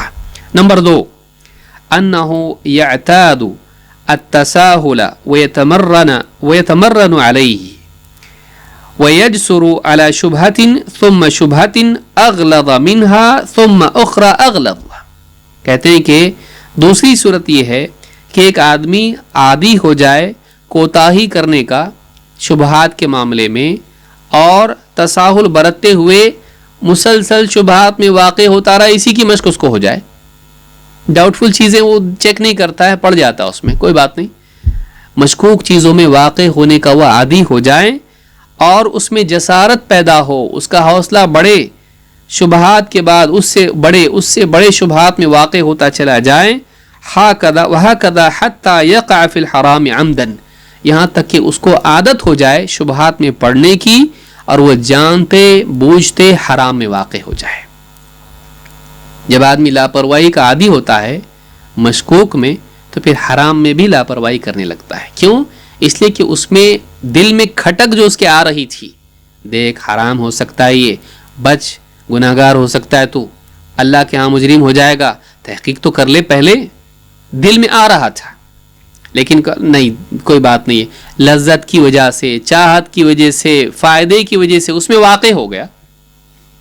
اب دل میں احساس جرم کا عادی ہونے کی وجہ سے دل کے اندر قساوت پیدا ہو گئی, دل کے اندر اللہ سے اعراض پیدا ہو گیا, دل کے اندر سختی پیدا ہو گئی, اور انسان کے اندر شیطان نے بھی وسوسے پھونکنے شروع کیے, کچھ نہیں ہوتا ہے, توبہ کر لینا. تو پھر دھیرے دھیرے اس کے اندر لذتوں کا جب یہ عادی ہو گیا اور کنارے جا کے لذت حاصل کرنے کا عادی ہو گیا, تو پھر اب اس کے سامنے حرام بھی آئے گا. تو چونکہ وہ لذت کا عادی ہے اور چونکہ وہ پرواہ نہیں کرتا ہے, دل کی کھٹک اس کے لیے رکاوٹ نہیں بنتی ہے, تو اب حرام کے وقت میں بھی دل میں کھٹک پیدا ہوگی, ارے غلط ہے یہ مت کر, تب بھی کہے گا کچھ نہیں ہوتا ہے, بعد میں دیکھ لیں گے. تو جو آدمی مشکوک کا عادی ہو جاتا ہے اس میں حرام کی ہمت پیدا ہوتی ہے. تو دو باتیں علماء نے کہیں, ایک یہ کہ جو مشکوک میں واقع ہوتا رہے گا کبھی مشکوک حرام بھی نکل آئے گا اور حرام میں چلا گیا. دوسری بات یہ کہ اگر مشکوک کا عادی ہو جائے گا ہمت بڑھے گی اور پھر حرام کا بھی عادی ہو جائے گا, حرام کا بھی ارتکاب کر بیٹھے گا. کہتے وَهَذَا نَحْوَ قَوْلِ السَّلَفِ المعاصی برید الکفر ای تسوق الیہ. کہتے ہیں امام نووی, سلف اسی معاملے میں کہتے ہیں کہ گناہ یہ کفر کا گویا کہ برید لیٹر ہے, یا کفر کا پوسٹمن ہے, تمہارے پاس خبر لے کر آیا ہے. کہتے ہیں ای تسوق الیہ, یعنی گناہ انسان کو ہانک کے لے جاتے ہیں کفر کی طرف. گناہوں کا عادی کفر کی طرف جانا اس کے لیے آسان ہوتا ہے. جو چھوٹا گناہ کرتا ہے بڑے کی طرف ہمت پیدا ہوتی ہے, جو بڑے گناہ کرتا ہے اس کے لیے کفر کی ہمت پیدا ہوتی ہے. تو اس اعتبار سے انسان کے لیے گویا کہ یہ راستہ ہموار کرتے ہیں گناہ, اور شبہات اس کے لیے حرام کو ہموار کرتے ہیں, اور حرام انسان کے لیے کفر کو ہموار کرتا ہے. لہٰذا یہ بات امام النووی نے کہی. حدیثوں میں بھی اس کی تائید ہے کہ گناہوں کا عادی, شبہات کا عادی گناہ میں واقع ہوتا ہے, اس میں ہمت بڑھتی ہے. اللہ کے نبی صلی اللہ علیہ وسلم فرماتے ہیں فَمَن تَرَكَ مَا شُبِّهَ عَلَيْهِ مِنَ الْإِثْمِ كَانَ لِمَسْتَبَانَ أَتْرَكَ. جو آدمی گناہ کا احساس ہو کر شبہ والی چیزوں سے بچے گا, جو آدمی ایسی چیز کو چھوڑ دے جس میں گناہ ہونے کا اس کو شبہ ہے, ایسا آدمی صاف گناہ سے زیادہ بچنے والا ہوگا, اس کو چھوڑنے والا ہوگا. جو شک والی چیز کو چھوڑتا ہے وہ گناہ کو کیوں نہیں چھوڑے گا؟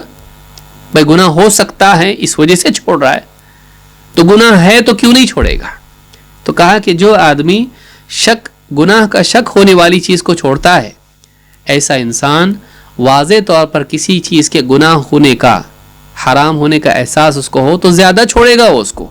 لیکن وَمَنِ اجْتَرَأَ عَلَى مَا يَشُكُّ فِيهِ مِنَ الْإِثْمِ, لیکن وہ آدمی جو کسی چیز کے گناہ ہونے کے شک کے باوجود جرت کریں, اس میں واقع ہو جائیں, اوشک ان یواقع مستبانا, بہت قریب ہے, بہت ممکن ہے کہ اس چیز کے حرام ہونے کا واضح ہونا اس کے سامنے آ جائے, وضاحت کے سامنے حرام ہونا سامنے آ جائے, پھر بھی اس میں واقع ہو جائے گا. بہت ممکن ہے کہ گناہ کا علم ہونے کے بعد بھی وہ واقع ہو جائے. بہت سے لوگوں کو دیکھیے کسی چیز کی عادت ہوتی ہے, معلوم نہیں ہوتا ہے کہ حرام ہے کہ حلال ہے, دل میں لیکن کھٹک ہوتی ہے. پھر کسی دن کسی عالم سے پوچھتے ہیں کہ یہ حرام ہے کیا؟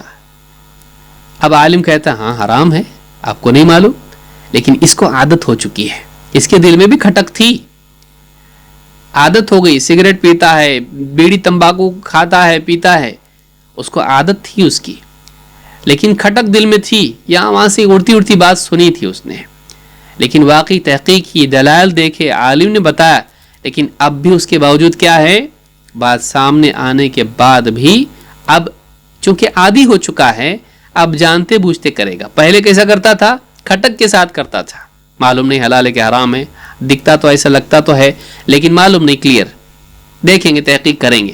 اب تحقیق ہو گئی, بات سامنے آ گئی, لیکن مسئلہ یہ ہے کہ وہ بچا نہیں, رکا رہتا تو چھوڑنا آسان ہوتا, رکا نہیں, وہ اس نے اپنے آپ کو ڈال دیا اس میں, عادی بنا لیا. عادی بننے کے بعد چھوڑنا مشکل ہوتا ہے, عادی بننے کے بعد چھوڑنا مشکل ہوتا ہے. اب جانتے بوجھتے بھی گناہ کرے گا چونکہ عادی ہو چکا ہے. نفس انسان کو گھسیٹ کے لے جاتا ہے. اگر انسان اس کو کمزوری کی حالت میں طاعت کی طرف نہ گھسیٹے تو نفس اتنا موٹا ہو جاتا ہے کہ معصیت کی طرف انسان کو گھسیٹ کے لے جاتا ہے. یہاں پر شبہات سے بچنے کے لیے اسی لیے کہا گیا ہے نفس کو لذت مت دو، ایسی عادی مت بنا اس چیز کا کہ تم کو گھسیٹ کے معاصی میں لے جائے. نہیں رکتا، میں نہیں مانتا تیری بات میں تو جاؤں گا اب. تو یہ عادت نفس کو اگر آدمی ڈالے تو نفس انسان کو گھسیٹ کر لے جائے گا. حدیث میں یہی بات ہے. امام البخاری نے حدیث کتاب البیوع میں حدیث نمبر 2051 پر اس کو ذکر کیا ہے کہ جو آدمی جری ہو جائے گناہ کے شک کے باوجود بھی واقع ہو، ایسا آدمی اس کے گناہ واضح ہونے کے بعد اس پہ واقع ہوگا، بہت ممکن ہے. یا اسی طرح سے مسند احمد کی حدیث ہے، اللہ کے نبی صلی اللہ علیہ وسلم فرماتے ہیں وَمَنِ اجْتَرَأَ عَلَى مَا شَكَّ فِيهِ وَمَنِ اجْتَرَأَ عَلَى مَا شَكَّ فِيهِ، جو آدمی ایسی چیز پر جری ہو جائے جس میں اس کو شک تھا، اوشک ان یواقع الحرام، بہت ممکن ہے کہ حرام واضح ہونے کے بعد بھی اس میں چلا جائے گا. عادی بن گیا ہو، جرت پیدا ہو گئی، ہمت آ گئی اس کے اندر گناہ کرنے کی. تو امام احمد نے اس کو روایت کیا اور الصحیحہ میں حدیث نمبر 897 پر شیخ الالبانی نے کہا کہ یہ حدیث صحیح ہے. تو اس حدیث سے بات معلوم ہوتی ہے کہ اس حدیث میں حرام میں واقع ہونے کی جو بات آئی ہے کہ جو شک میں مشکوک میں جائے گا حرام میں بھی جائے گا. کس اعتبار سے؟ جرت کے اعتبار سے. لہذا انسان کو چاہیے کہ اپنے آپ کو شک والی چیزوں سے روکے رکھے. ابن رجب رحم اللہ فرماتے ہیں فتح الباری میں، فتح الباری دو ہیں، ایک ابن رجب کی ہے اور ایک ابن حجر کی ہے. ابن رجب رحم اللہ فرماتے وَمَانَ هَذَا أَنَّ مَنْ وَقَعَ فِي الشُّبُهَاتِ كَانَ جَدِيرًا بِأَنْ يَقَعَ فِي الْحَرَامِ بِالتَّدْرِيج. کہتے اس حدیث کے معنی یہ ہیں، اس حدیث سے بات سامنے آتی ہے کہ جو آدمی شبہات میں واقع ہوتا چلا جائے گا بہت ممکن ہے، ہونا ہی ہونا ایسا ہے کہ وہ آدمی سٹیپ بائی سٹیپ تدرج کے ساتھ میں تدریجن دھیرے دھیرے دھیرے دھیرے حرام میں چلا جائے گا. ایسا آدمی حرام کا بھی عادی ہو جائے گا کہ اس کے اندر اس لذت کی طلب پیدا ہو گئی، حرام معلوم ہونے کے بعد بھی رک نہیں پائے گا. تو یہ بات فتح الباری میں حدیث نمبر 52 کے تحت انہوں نے کہی ہے. یہاں ایک سوال یہ پیدا ہوتا ہے کہ مشتبہات حلال ہیں کہ حرام ہیں؟ فی نفسی کیا ہے؟ حدیث میں کیا ہے؟ حلال واضح ہے، حرام واضح ہے، ان کے درمیان شبہ والی چیزیں ہیں. جب تک شبہ کا وصف اس میں باقی ہے، جب تک مشتبہ کا وصف اس میں باقی ہے، اس کے بارے میں کیا کہا جائے گا؟ یہ حلال ہے اصلاً یا حرام ہے اصلاً؟ اس بارے میں علماء کے مختلف اقوال ہیں، لیکن امام احمد بن حنبل رحم اللہ فرماتے ہیں الشبہۃ ہی منزلۃ بین الحلال والحرام فاذا استبرأ لدینہ لم یقع فیہا، کہ شبہ والی چیزیں یہ حلال اور حرام کے بیچ کی کیٹیگری میں ہیں، بیچ کے مرتبے اور منزل اور درجے میں ہیں. نہ وہ ٹھیک سے حلال ہیں نہ وہ ٹھیک سے حرام ہیں. کیوں؟ اللہ کے نبی صلی اللہ علیہ وسلم نے اس کو تیسری جگہ پر رکھا ہے. نہ آپ نے اس کو حلال میں رکھا نہ آپ نے حرام میں رکھا، کہا کہ حلال اور حرام کے درمیان ہیں. ہو سکتا ہے تحقیق کے بعد وہ حرام نکل آئے، ہو سکتا ہے تحقیق کے بعد حلال نکل آئے، لیکن جب تک کہ وہ شبہ والی چیز ہے، جب تک کہ وہ شبہ، یاد رکھیں اس کو، جب تک کہ مشتبہ ہے نہ وہ حلال کے حکم میں ہے نہ حرام کے حکم میں، درمیان میں ہے. بعض علماء نے اس کو حلال میں رکھا ہے، بعض نے اس کو مکروہ کہا ہے، بعض نے کہا کہ اس میں توقف کیا جائے گا. لیکن اس میں بہترین بات امام احمد ابن حنبل رحمہ اللہ کی لگتی ہے، اللہ عالم، کہ یہ دونوں کے درمیان ہے، یہ حلال اور حرام کے بیچ میں ہے. کیوں؟ کیونکہ اللہ کے نبی صلی اللہ علیہ وسلم نے بھی اس کو درمیان میں رکھا ہے. آپ نے بھی کیا کہا؟ وَبَيْنَهُمَا امور مشتبہات، حلال اور حرام کے درمیان کچھ شک والی چیزیں ہیں. تو جب آپ نے درمیان میں رکھا، نہ اس کیٹیگری میں رکھا نہ اس کیٹیگری میں رکھا، نہ آپ نے اس کو حلال میں رکھا نہ آپ نے حرام میں رکھا، تو آپ نے درمیان میں رکھا. اس اعتبار سے یہ کہا جائے گا کہ مشتبہ چیزیں جب تک کہ ان کا شک باقی ہے وہ حلال اور حرام کے درمیان ठहरी हुई रुकी हुई हैं। कहा कि फ़इज़ा इस्तबरअ लिदीनिही लम यक़अ फ़ीहा, जब आदमी अपने दीन की बरात चाहता है तो ऐसा आदमी उसमें वाक़ई नहीं होगा। मसाइल इमाम अहमद में ये बात मौजूद है, जो अपने बेटे अबुल फज़ल सालेह से उन्होंने इमाम अहमद से रिवायत किया है, और रिवायत नंबर है 253। इसमें कोई देखना चाहे देख सकता है। और भी अक़वाल इमाम अहमद के हैं, इख्तिसार की वजह से मैं नहीं बता रहा हूँ। तो क्या फिर इनको हराम कहा जाएगा? यानी ठीक है, हलाल नहीं बोल सकते उसको, तो क्या हराम कहा जाएगा? नहीं, उनको हराम भी नहीं कहा जा सकता। क्यों? इसलिए कि अल्लाह के नबी सल्लल्लाहु अलैहि वसल्लम ने मुश्तबिहात को हराम में भी नहीं रखा। इसीलिए शेख इब्न उथैमीन रहमतुल्लाह फरमाते हैं, वफ़ी क़ौलिही वमन वक़अ फ़ी शुबहाति वक़अ फ़िल हराम, कि जो आदमी शुबहात में वाक़े हुआ वह हराम में वाक़े हो गया। यानी अन्नहु इज़ा वक़अ फ़ी शुबहाति फ़इन्नहु युतवक़्क़अ अन यक़अ फ़िल हराम, कि जो आदमी शुबहा में वाक़े हुआ उससे यही तवक्को की जा सकती है कि हराम में भी जाएगा। जब शुबहा वाली चीज़ों की हिम्मत कर रहा है, हराम की भी हिम्मत करेगा। हादा हुवल मुराद, यही इससे मुराद है। वलैसल माना अन्नल मुश्तबिहात हराम, कहते ये माना नहीं है कि मुश्तबह चीज़ें हराम हैं।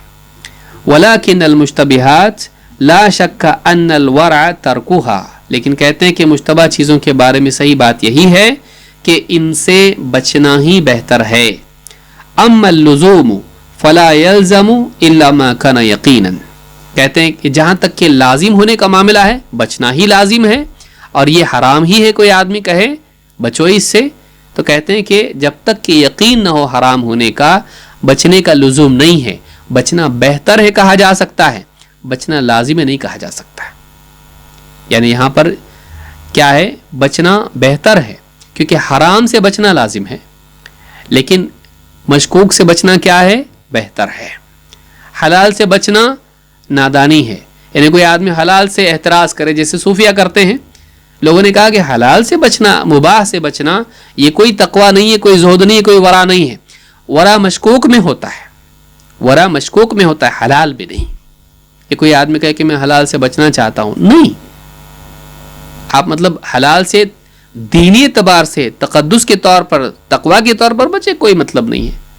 इसमें कोई वरा नहीं होता है।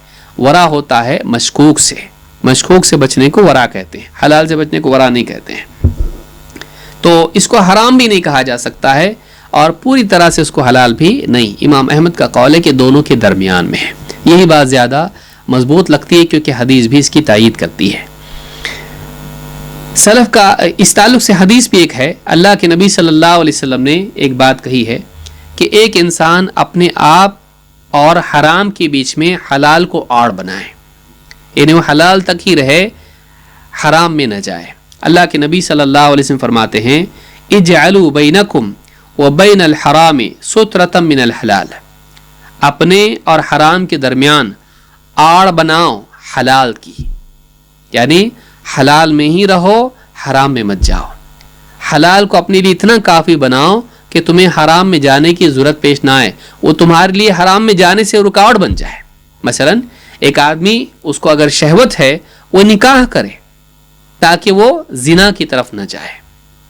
एक आदमी, उसको माल चाहिए, वो हलाल तिजारत करे, कहीं नौकरी करे ताकि वो चोरी तक न जाए।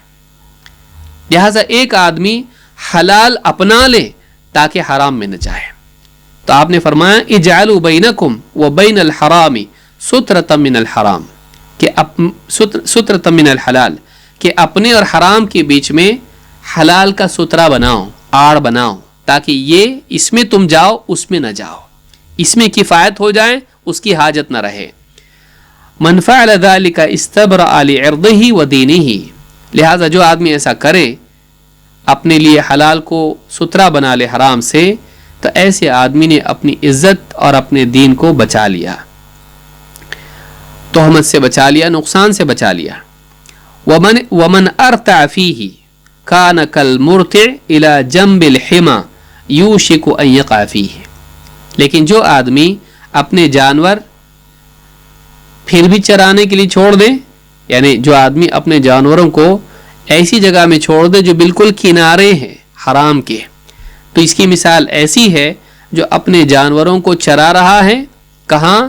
بادشاہ کی منع ریسٹرکٹڈ زمین کے آس پاس. جو منع ہے اس کے ایک دم کنارے تک جانا اچھی بات نہیں ہے. اسی لیے اس سے علماء نے استنباط کیا کہ اس سے مراد مشتبہ چیزوں میں مکروہات بھی شامل ہو جاتی ہیں. بعض علماء نے بات کہی ہے. کیوں؟ اس لیے کہ ایک انسان مکروہات کا ارتکاب کرتے کرتے محرمات کی عادت اس کو پیدا ہو سکتی ہے. مکروہ کس چیز کو کہتے ہیں؟ ایسی چیز جس کا چھوڑنا بہتر ہے، جس کے چھوڑنے پر اجر ہے.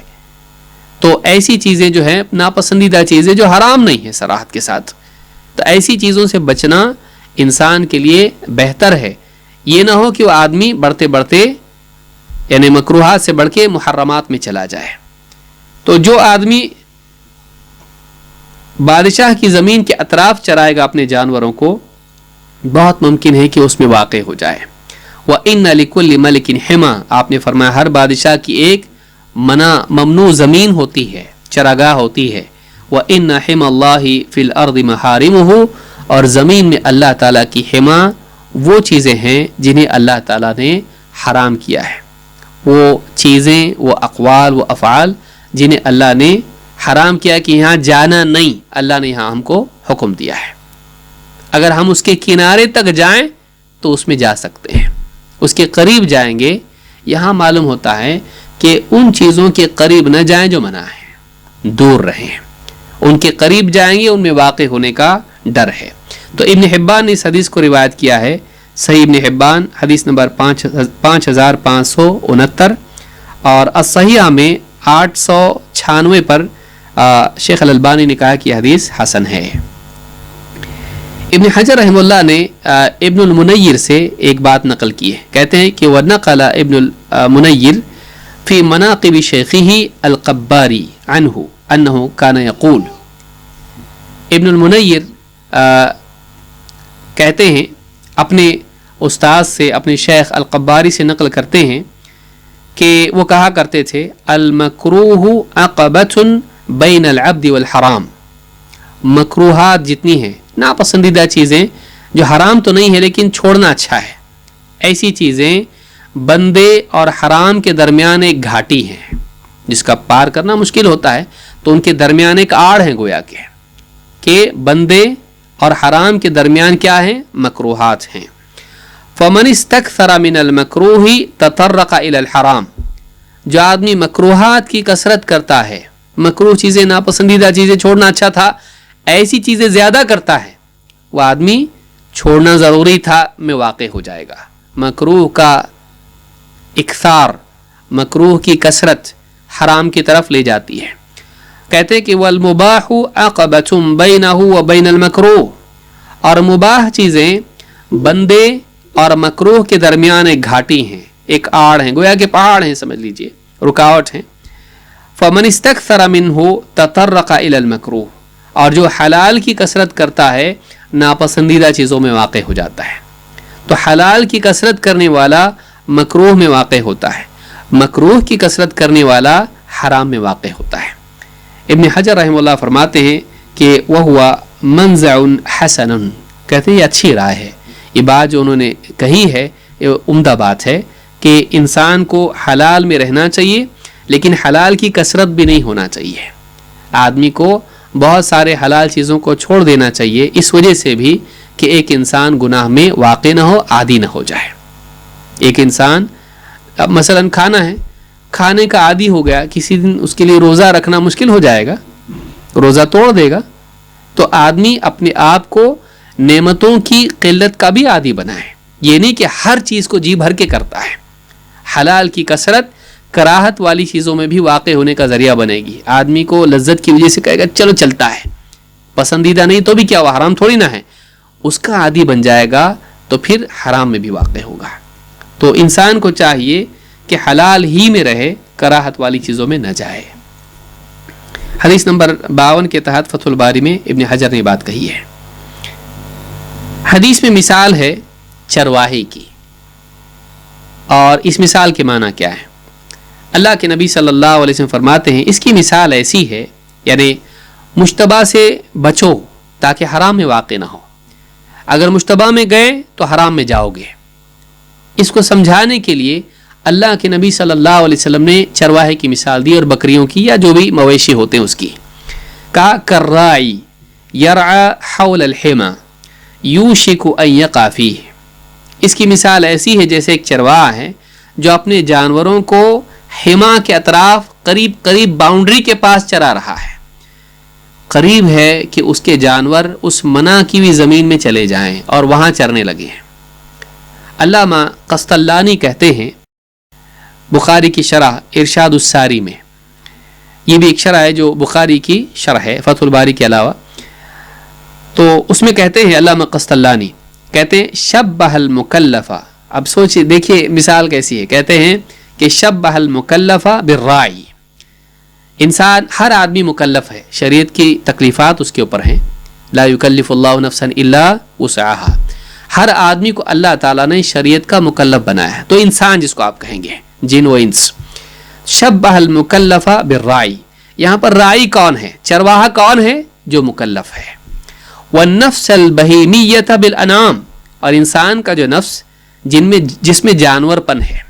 جانوروں کو کیا ہے، آپ دیکھیے جانور مارکیٹ میں آئے گا تو کچھ سوچتا نہیں، ڈنڈا ونڈا کچھ سوچتا نہیں، وہ جہاں بھی جائے گا گاڑی پہ منہ ڈالے گا، پھل سبزی ترکاری سیدھا جا کے اپنی چاہت کی چیز میں منہ ڈال دے گا. اس کے اندر اپنی عزت کی پرواہ یا اس طرح سے کوئی چیز نہیں ہے، اپنا مال ہے کہ نہیں ہے، اس کو کھانا ہے وہ کھائے گا. تو جانور اپنی صرف لذت دیکھتا ہے. تو یہ جو انسان کا نفس ہے اس کی مثال اس جانور کی طرح ہے، اس بکری کی طرح ہے، اس گائے بیل کی طرح ہے جس کو بس اپنی ضرورت چاہیے، اس کو اپنی لذت چاہیے، وہ بس جا کے وہاں چرنا شروع کر دیتا ہے. لیکن انسان چرواہا کون ہے؟ یہ رائی ہے. رائی کا کیا کام ہے؟ اپنے جانور کو کنٹرول میں رکھے. کہتے والنفس البہیمیۃ بالانعام والمشبہات بما حول الحما والمعاصی بالحما. اور جو مشتبہ چیزیں ہیں یہ کیا ہیں؟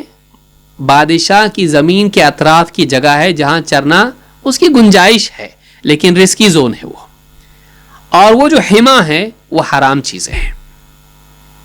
کہتے ہیں وَتَنَاوُلُهُ الْمُشَبَّهَاتِ بِالرَّتْعِ حَوْلَ الْحِمَا. اور مشبہات میں مشکوک چیزوں میں انسان کا لذت اٹھانا، اس کی مثال ایسی ہے جیسے اپنے جانور کو ایسی جگہ چرنے کے لیے چھوڑ دے جو منع والی زمین کے اطراف ہے. فَهُوَ تَشْبِيهٌ بِالْمَحْسُوسِ الَّذِي لَا يَخْفَى حَالُهُ. کہتے ہیں کہ ایسی تشبیہ ہے جو محسوس سے آپ نے جو دیکھنے میں آتی ہے جانور اور چرواہے، اور اسی طرح سے وہ حما وغیرہ کا معاملہ ہے، یہ انسان دیکھ سکتا ہے، محسوس کر سکتا ہے، اور اس کا سمجھنا انسان کے اوپر مخفی یا مشکل اس کے لیے نہیں ہے. تو علامہ قسطلانی نے اس حدیث کے ضمن میں یہ مثال اس کو اس طرح سے سمجھایا. تو گویا کہ انسان کا نفس جانور کی طرح ہے. انسان اس کو بے مہار چھوڑے رکھے اور خاص طور سے مشکوک چیزوں کی زمین میں لے جائے اور وہاں اس کو لذتیں اٹھانے دے، بہت ممکن ہے کہ نفس کہے کہ نہیں مجھے وہ بھی چاہیے. مشکوک چیزوں کی گنجائش اگر آپ اپنے نفس کو پیدا کریں گے، اجازت اس کو دیں گے، تو آپ کا نفس آپ کو ضد کر کے رسی کے ساتھ آپ کو گھسیٹ کے ایسی جگہ لے جائے گا جہاں جانا منع ہے. اور وہ جگہ کون سی ہے؟ الحما. ایسی جگہ جہاں بادشاہ نے آنا منع کیا ہے، وہاں صرف بادشاہ کے جانور چرتے ہیں، آپ کے نہیں چر سکتے. کہتے ہیں اللہ کے نبی صلی اللہ علیہ وسلم فرماتے ہیں الا وان لكل ملك حما والا وان حما الله محارمه. ابن حجر کہتے ہیں حما کا مطلب کیا ہے؟ کہتے ہیں کہ وفي اختصاص التمثيل بذلك نقطہ. اس تمثیل میں جو اختصاص ہے اس میں ایک نقطہ ہے. یہی تمثیل کیوں بیان کی گئی، حما ہی کیوں ذکر کیا گیا، اس میں ایک نقطہ ہے. کہتے ہیں وہی ان ملوک العرب كانوا يحمون لمراعي مواشيهم اماكن مختصة. عرب کے جو بادشاہ ہوا کرتے تھے وہ اپنے جانوروں کے لیے، اپنے مویشیوں کے لیے ایک جگہ رکھتے تھے جہاں انہی کے جانور چرتے تھے. يتوعدون من يرعى فيها بغير اذنهم بالعقوبة الشديدة. اور جو ان کی اجازت کے بغیر کوئی بھی آدمی رعایا میں سے اگر اپنے جانور وہاں چراتا تھا جہاں بادشاہ کے جانور چرتے ہیں، ان کے لیے وعید ہوتی تھی سزا کی. سخت سزا ان کو ملے گی جو تمہارے جانور لاؤ گے یہاں پر ہمارے جانوروں کے ساتھ، ہماری زمین میں تمہارے جانور چراؤ گے، سزا دیں گے. فمثل لهم النبی صلی اللہ علیہ وسلم بما ہوا مشہور عندهم، بما ہوا مشہور عندهم. اللہ کے نبی صلی اللہ علیہ وسلم نے ان لوگوں کو، عرب کو، صحابہ کو وہی مثال بیان کی جو ان کے نزدیک مشہور تھی. وہ سمجھ سکتے تھے اس کو کہ ہاں بادشاہوں کا معمول ہوتا ہے، ان کی زمین الگ ہوتی ہے، ریسٹرکٹڈ زون ہوتا ہے، وہاں انہی کے جانور چرتے ہیں. اگر دوسرے لوگوں کے جانور وہاں گئے وہ لوگ سزا دیتے ہیں، وہاں نہیں جانا ہے. پھر اس کے کنارے اگر جائے گا کہ ٹھیک ہے میں وہاں تو نہیں جا رہا ہوں، کنارے میرے جانور بار بار چر رہے ہیں، لیکن وہ زمین اس کی باؤنڈری لکیر ہے. جانور کاہے کی لکیر جانتا ہے؟ لکیر آپ جانتے ہیں، آپ انٹری نہیں کر رہے ہو، لیکن آپ نے جانور کو چھوڑ دیا یا اس کی رسی کنارے تک اس کو لے گئے. جانور کیا کرے گا؟ میں آگے بھی جاتا ہوں، وہ آپ سے بھی نہیں پوچھے گا. اس کی چاہت، اس کی رغبت، اس کی لذت اس کو وہاں کھینچ لے جائے گی. اگر آپ کنارے تک جاؤ گے تو وہ آپ کو گھسیٹ کے اس زمین میں لے جائے گا جہاں اس کو اور بھی ہریالی دکھائی دے رہی ہے. کیونکہ بعض اوقات محرمات میں ایک قسم کی رغبت ہوتی ہے. انسان ایسی چیز کا زیادہ حریص ہوتا ہے، نفس ایسی چیز کا زیادہ حریص ہوتا ہے جس سے منع کیا جائے. آپ کسی بھی انسان کو آپ بولو پیچھے مت دیکھو، وہ پہلے پیچھے دیکھے گا. ابن الجوزی رحمۃ اللہ علیہ فرماتے ہیں کہ اگر کسی انسان کو کہا جائے دن بھر بھوکا رہنے کے لیے کہ اس کے لیے آسان ہے، لیکن کہا جائے کہ تمہارے جو سامنے کنکریاں ہیں ان سے کھیلو مت اٹھاؤ کنکریاں، تو اتنا بے چین ہو جائے گا کسی طرح اس کو اٹھا لے گا. انسان کے اندر ممنوعات کی حرص ہوتی ہے، منع کی ہوئی چیز حاصل کرنا زیادہ لذیذ ہوتا ہے. تو یہ انسان کی طبیعت میں، اسی میں تو امتحان ہے. اگر ممنوعات انسان کے لیے اس میں رغبت اور اٹریکشن نہیں ہوتا تو تقویٰ کا کیا مطلب تھا؟ وہ چیز پہلے سے مبغوض تھی اور آدمی اس سے بچنے کا ویسے بھی تو بچتا، لیکن تقویٰ اس اعتبار سے کہ وہ چیز کھینچتی اپنی طرف اور انسان اپنے آپ کو گھسیٹتا ہے اس سے دور، اپنے نفس کو گھسیٹتا ہے. نفس میں حرام کی رغبت ہے. جیسے جانور ہے اس کے اندر رغبت ہے، وہ چرنے کے لیے جائے گا وہاں پر جہاں اس کو روکا جا رہا ہے. تو جو آدمی باؤنڈری تک جانور کو لے جائے حرام کی، بہت ممکن ہے کہ نفس انسان کو حرام میں بھی لے جائے. تو چرواہا عقل مند کیا کرے گا؟ جانور کو نہیں سمجھتا بادشاہ سزا دے گا. بادشاہ سزا جانور کو نہیں دے گا، چرواہے کو دے گا. تجھ کو اللہ نے عقل دی ہے، تجھ کو اللہ نے علم دیا ہے، اس کے باوجود تو نفس کا غلام ہو کر نفس کو کنارے تک لے جا رہا ہے. بہت ممکن ہے یہ نفس تجھ کو گھسیٹ کر حرام میں لے جائے، سزا تجھ کو ملنے والی ہے. تو انسان ڈرے. چرواہا کیا کرے گا؟ عقل مند چرواہا کون سا ہے کہ بھائی اتنا کنارے تک نہیں جاتے ہیں، جانور ہے چلا جائے گا، سنے گا نہیں. اس کو کیا کرو؟ تھوڑا دور ہی رکھو، ایسی زمین میں رکھو جو حلال ہے، جو بادشاہ کی نہیں ہے، جہاں چرنے میں کوئی رکاوٹ نہیں ہے. ایک دم کنارے تک مت جاؤ. ایک دم کنارے تک جاؤ گے حرام میں واقع ہو جاؤ گے. تو اللہ کے نبی صلی اللہ علیہ وسلم نے اس مثال کے ذریعے سے بتایا کہ جیسے بادشاہوں کی زمین ہوتی ہے وہ منع ہوتی ہے، یہاں چرانا نہیں، اپنے جانور سزا دیں گے. کوئی بھی عقل مند چرواہا ایسا نہیں کرتا ہے کہ ایک دم کنارے تک جائے کہ میں کنارے کنارے چرا رہا ہوں. نہیں، تو جانتا ہے، جانور نہیں سمجھتا ہے. جانور جائے گا ہی. امکان قوی ہے کہ تیرا نفس تجھ کو گھسیٹ کے حرام میں لے جائے، کیونکہ نفس لذت چاہتا ہے. نفس قاعدہ نہیں جانتا ہے، نفس فائدہ جانتا ہے، وہ تجھ کو گھسیٹ کے لے جائے گا. لہٰذا اگر تو سمجھدار ہے تو تو اپنے نفس کو علم کے تابع رکھ اور دور رکھ، اس کو دور رکھ اور اس کو کنٹرول میں اتنا رکھ کہ وہ ایک دم کنارے تک نہ جائے. میں سمجھتا ہوں آج کے لیے اتنا کافی ہے. مزید باتیں انشاءاللہ ہم اگلے درس میں دیکھیں گے. بلا شبہ حدیث بڑی ہے اور اس میں بہت ساری باتیں ہیں اور اس کو اچھی طرح سے سمجھنا بھی ضروری ہے، اس لیے تفصیل سے اس کی شرح کی جا رہی ہے. اور علماء کے اقوال سے دیکھیے کتنی ساری باتیں سامنے آتی ہیں. اگر یوں ہی ہم حدیث کو سمجھنے کی کوشش کریں بہت ساری باتیں ہم پر مخفی رہ جائیں گی اور بہت ساری چیزیں ہم پر مشتبہ رہ جائیں گی. لہٰذا ضروری ہے کہ ہم اس کو اچھی طرح سے سمجھیں. علم جو بھی ہمارے پاس ہو، ایک حدیث ہی کیوں نہ ہو، لیکن اچھی طرح سے اس کو سمجھنا زیادہ اچھا ہے کہ ہم 10 حدیثیں پڑھیں سنیں لیکن اس کو ہم زیادہ اچھے سے سمجھتے نہ ہوں. اللہ تعالیٰ دین کا گہرا علم کو نصیب فرمائے اور قرآن و سنت کی تعظیم کرنے کی اور اس کے دروس کے سننے اور سیکھنے اور پڑھنے کی ہم کو توفیق عطا فرمائے. اقول ھذا واستغفر اللہ لی ولکم.